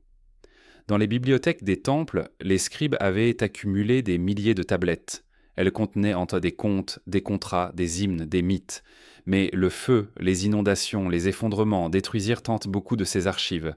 Lorsque les empires tombèrent et que les cités furent abandonnées, ces tablettes restèrent enfouies dans le sol. Le temps les conserva parfois, les durcissant sous l'effet de la chaleur, mais souvent il les fragilisa. Quand les archéologues les exhumèrent des millénaires plus tard, nombre d'entre elles étaient brisées en une multitude de morceaux. Ce silence partiel transforme notre rapport aux Sumériens. Nous ne possédons que des fragments de leurs récits. L'épopée de Gilgamesh, par exemple, nous est parvenue dans des versions incomplètes. Certaines tablettes s'arrêtent au milieu d'une phrase, laissant en suspens une pensée qui ne sera jamais retrouvée. Nous lisons un texte interrompu, comme si une voix s'était tue au milieu de son récit. Ce vide agit sur notre imagination autant que sur notre savoir. Ce que nous ne savons pas, ce qui a été perdu, pèse presque plus lourd que ce que nous pouvons lire. Les tablettes brisées révèlent aussi la fragilité de la mémoire humaine. Les Sumériens avaient inventé l'écriture pour conserver les traces, pour lutter contre l'oubli. Mais leur propre mémoire fut brisée avec leurs tablettes. C'est comme si leur invention n'avait pas suffi à les sauver du silence. L'argile, pourtant plus résistante que le papyrus ou le parchemin, ne put échapper au destin. Ainsi même l'outil de la permanence fut soumis au temps. Cette expérience de lecture fragmentée transforme la recherche moderne en une quête semblable à celle des anciens scribes. Les archéologues et les assyriologues rassemblent les morceaux, comparant les signes, tentant de reconstituer les récits. Mais l'ensemble demeure incomplet. Le puzzle est trop vaste, les pièces trop dispersées. Dans chaque tablette, il manque une part. Et ce manque, loin d'être seulement une limite, devient une partie intégrante de la mémoire sumérienne. Leur histoire est une histoire trouée, faite de blanc et de silence. Ces silences ont une force poétique singulière. Lire un texte sumérien, c'est souvent avancer dans un récit interrompu, passer d'une phrase à une autre en devinant ce qui manque entre les deux. Le vide devient presque une écriture en soi. Il ouvre un espace pour l'imagination, mais il laisse aussi une impression de perte irréversible. Nous savons qu'une partie du monde sumérien ne reviendra jamais, qu'elle s'est dissoute avec les tablettes brisées. Cette absence nous rapproche d'eux. Comme eux, nous faisons l'expérience de la fragilité et de l'oubli. Les brisures matérielles traduisent aussi des brisures historiques. Chaque fragment retrouvé évoque une chute, un effondrement. Une tablette brisée n'est pas seulement le résultat du temps, mais aussi le souvenir d'un désastre, un incendie, une guerre, une cité pillée. Le silence des tablettes brisées est le silence des civilisations tombées. En elles, nous ne lisons pas seulement des mots, mais aussi l'écho d'une disparition. Certains fragments, pourtant, traversèrent le temps de manière presque miraculeuse. Une tablette épargnée par l'incendie d'un palais, durcie par les flammes, parvint intacte jusqu'à nous. Une autre, ensevelie dans une inondation, resta protégée dans la boue. Ces hasards montrent combien la mémoire est suspendue à des fragilités infinies, que ce que nous lisons aujourd'hui n'est pas ce qui fut écrit en totalité, mais ce qui a eu la chance de survivre au désastre. L'histoire de Sumer est une histoire filtrée par le hasard et la destruction. Les tablettes brisées posent une question troublante. Que contenaient celles que nous n'avons pas retrouvées? Peut-être des récits que nous ne connaîtrons jamais, des mythes effacés, des pensées oubliées. L'absence ouvre un espace de mystère. Nous savons qu'il y eut plus, mais nous ne savons pas quoi. Ce vide nourrit à la fois la frustration et la fascination. Les Sumériens nous apparaissent comme aliénés, comme un peuple à demi visible, dont la voix résonne dans un silence épais. Dans les musées, les tablettes sont exposées sous des vitrines, alignées comme des témoins muets. Leurs signes cunéiformes, parfois encore nets, parfois à moitié effacés, semblent attendre une lecture. Mais même les tablettes intactes ne livrent pas tout. Il manque le contexte, le ton, les gestes de ceux qui les écrivaient. L'écriture nous parvient, mais la voix s'est perdue. Le silence n'est pas seulement dans les fragments, il est dans le décalage entre ce que nous lisons et ce que les Sumériens vivèrent. Et pourtant ce silence n'est pas vide, il est habité par une présence discrète. Les tablettes brisées, dans leur mutisme, évoquent de davantage qu'elles ne disent. Elles rappellent la fragilité de la mémoire humaine, mais aussi sa persistance. Même réduites à des morceaux, elles continuent de témoigner. Elles prouvent que quelque chose a été écrit, pensé, vécu. Elles sont des cicatrices, et les cicatrices sont elles aussi une forme de mémoire. En contemplant ces fragments, nous découvrons peut-être la leçon la plus subtile des Sumériens. Toute civilisation, même lorsqu'elle invente des outils pour se protéger de l'oubli, finit par être brisée. Mais dans ces brisures, dans ces absences, subsiste une trace. Le silence des tablettes brisées n'est pas un néant, mais une invitation à écouter autrement. C'est un langage de l'absence, une parole interrompue, qui résonne encore. Ainsi, l'étrange silence des tablettes brisées nous parle autant que leurs signes. Il nous rappelle que la mémoire humaine est faite de fragments, que l'histoire est toujours incomplète. Ce qui nous manque nourrit autant notre savoir que ce que nous possédons. Les Sumériens, peuple effacé, nous enseignent encore, à travers leurs absences, la fragilité de toute mémoire et la persistance des traces. Et de ces silences surgit une dernière interrogation. Que reste-t-il aujourd'hui de Sumer dans nos mémoires modernes, dans notre culture, dans notre manière de penser le temps et l'histoire? Après les brisures et les oublis, que signifie encore l'héritage de la première civilisation effacée? Dans les plaines arides de l'Irak méridional, là où les fleuves Tigre et Euphrate dessinent encore des méandres incertains, reposent les traces presque effacées de la première civilisation. Sumer, jadis éclatante de vie et d'ingéniosité, n'existe plus que dans les ruines, les fragments d'argile, les souvenirs reconstruits par l'archéologie. Pourtant, son ombre persiste. Elle plane au-dessus de notre temps comme un murmure ancien, rappelant que nos sociétés modernes s'enracinent dans un monde dont la mémoire s'est éteinte trop tôt. Aujourd'hui, parler de Sumer, c'est évoquer non seulement une histoire, mais aussi une absence. La mémoire d'un monde effacé. La redécouverte de Sumer, au XIXe siècle, fut un choc intellectuel. Avant cela, les manuels d'histoire faisaient se remonter les origines de la civilisation à l'Égypte ou à la Grèce. Mais les tablettes exhumées, Les ziggourats mis au jour, les textes déchiffrés révélèrent une vérité insoupçonnée. Bien avant les pyramides, une civilisation avait déjà inventé la ville, l'écriture, la loi, le commerce, les récits épiques. Cette révélation transforma notre perception du passé. Elle repoussa les frontières du temps, obligea l'humanité à reconnaître que ses racines plongeaient plus profondément dans l'oubli. Aujourd'hui, l'héritage de Sumer se manifeste dans les détails de notre quotidien. Nos heures, divisées en 60 minutes, sont un écho du système sexagésimal sumérien. Nos cartes, découpées en degrés, portent la trace de leur manière de penser le cercle. Le concept même de cité, avec ses murailles, ses temples, ses marchés, leur doit beaucoup. Et l'écriture, cet outil que nous utilisons sans cesse, fut inauguré par leurs calames plantés dans l'argile. Même si leurs noms et leurs récits avaient disparu, leur influence continuait de couler, souterraine dans le fleuve de l'histoire. Mais la mémoire de Sumer ne se limite pas à des héritages techniques. Elle porte une charge symbolique, presque existentielle.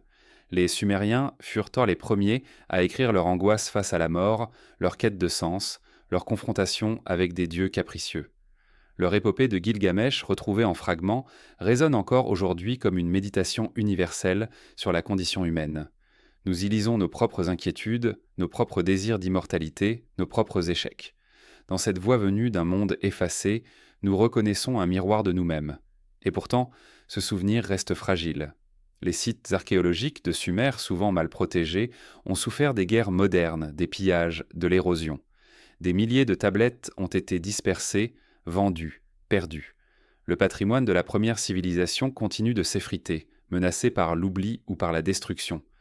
La mémoire de Sumer dépend aujourd'hui du travail des chercheurs, des musées, mais aussi de la volonté collective de préserver ses traces. Chaque tablette brisée, chaque ruine effacée rappelle que l'histoire n'est jamais acquise, qu'elle doit être sans cesse sauvegardée. Ce paradoxe nourrit la fascination contemporaine pour Sumer. Nous savons qu'il s'agit d'un monde effacé, mais c'est justement cette absence qui nous attire. Les Sumériens ne nous sont pas parvenus comme une civilisation entière, avec tous ses textes et ses monuments intacts, mais comme un ensemble de fragments.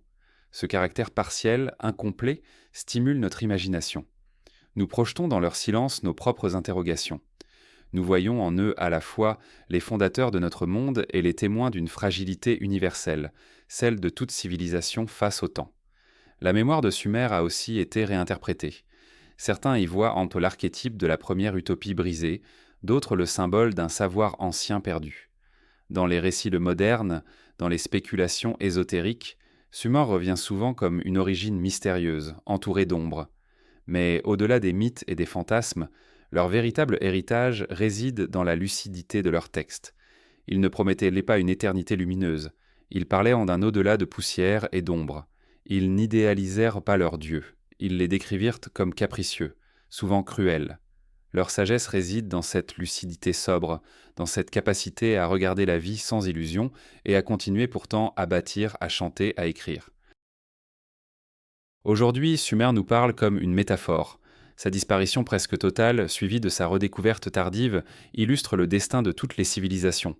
Elle nous rappelle que rien n'est acquis, que même les inventions les plus fondamentales peuvent être oubliées, que le temps efface les noms les plus grands. Mais elle nous enseigne aussi que les traces, même brisées, peuvent survivre, et que l'humanité peut retrouver sa mémoire des siècles après. Dans les ruines de Sumer, nous voyons à la fois notre fragilité et notre persistance. La mémoire de Sumer est donc double, effacée et présente. Elle n'existe pas dans la continuité d'une tradition, mais dans la redécouverte, dans l'effort de reconstruire à partir de fragments. Elle vit dans les musées, dans les livres, dans les récits réinterprétés. Elle vit aussi dans nos gestes quotidiens, lorsque nous écrivons, comptons, bâtissons des villes. Chaque trace de Sumer dans notre monde est un rappel discret, une présence invisible mais insistante. En évoquant Sumer aujourd'hui, nous ne parlons pas seulement d'une civilisation disparue. Nous parlons de notre propre rapport au temps et à la mémoire. Nous reconnaissons dans leur destin notre propre vulnérabilité, car nous aussi, avec nos villes et nos technologies, sommes exposés à l'oubli. Ce que nous croyons permanent peut s'effacer, comme s'effacèrent les murailles d'Uruk ou les temples d'Eridu. Mais nous savons aussi que les traces demeurent, parfois ensevelies, parfois invisibles, prêtes à être redécouvertes. Ainsi, Sumer n'est pas seulement un passé, c'est une leçon présente. C'est une voix qui nous murmure que toute civilisation repose sur un équilibre fragile, que la mémoire doit être entretenue, que l'histoire est en fait de silence autant que de paroles. C'est une invitation à l'humilité, mais aussi à la persévérance. Car si les Sumériens furent effacés, ils sont revenus non pas comme un peuple vivant, mais comme une mémoire qui nous interroge encore. Et peut-être est-ce là, au fond, leur véritable immortalité.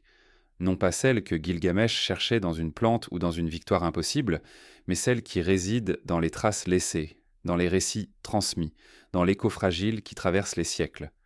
Sumer est un monde effacé, mais dont la mémoire, fragile et puissante, continue de vivre en nous.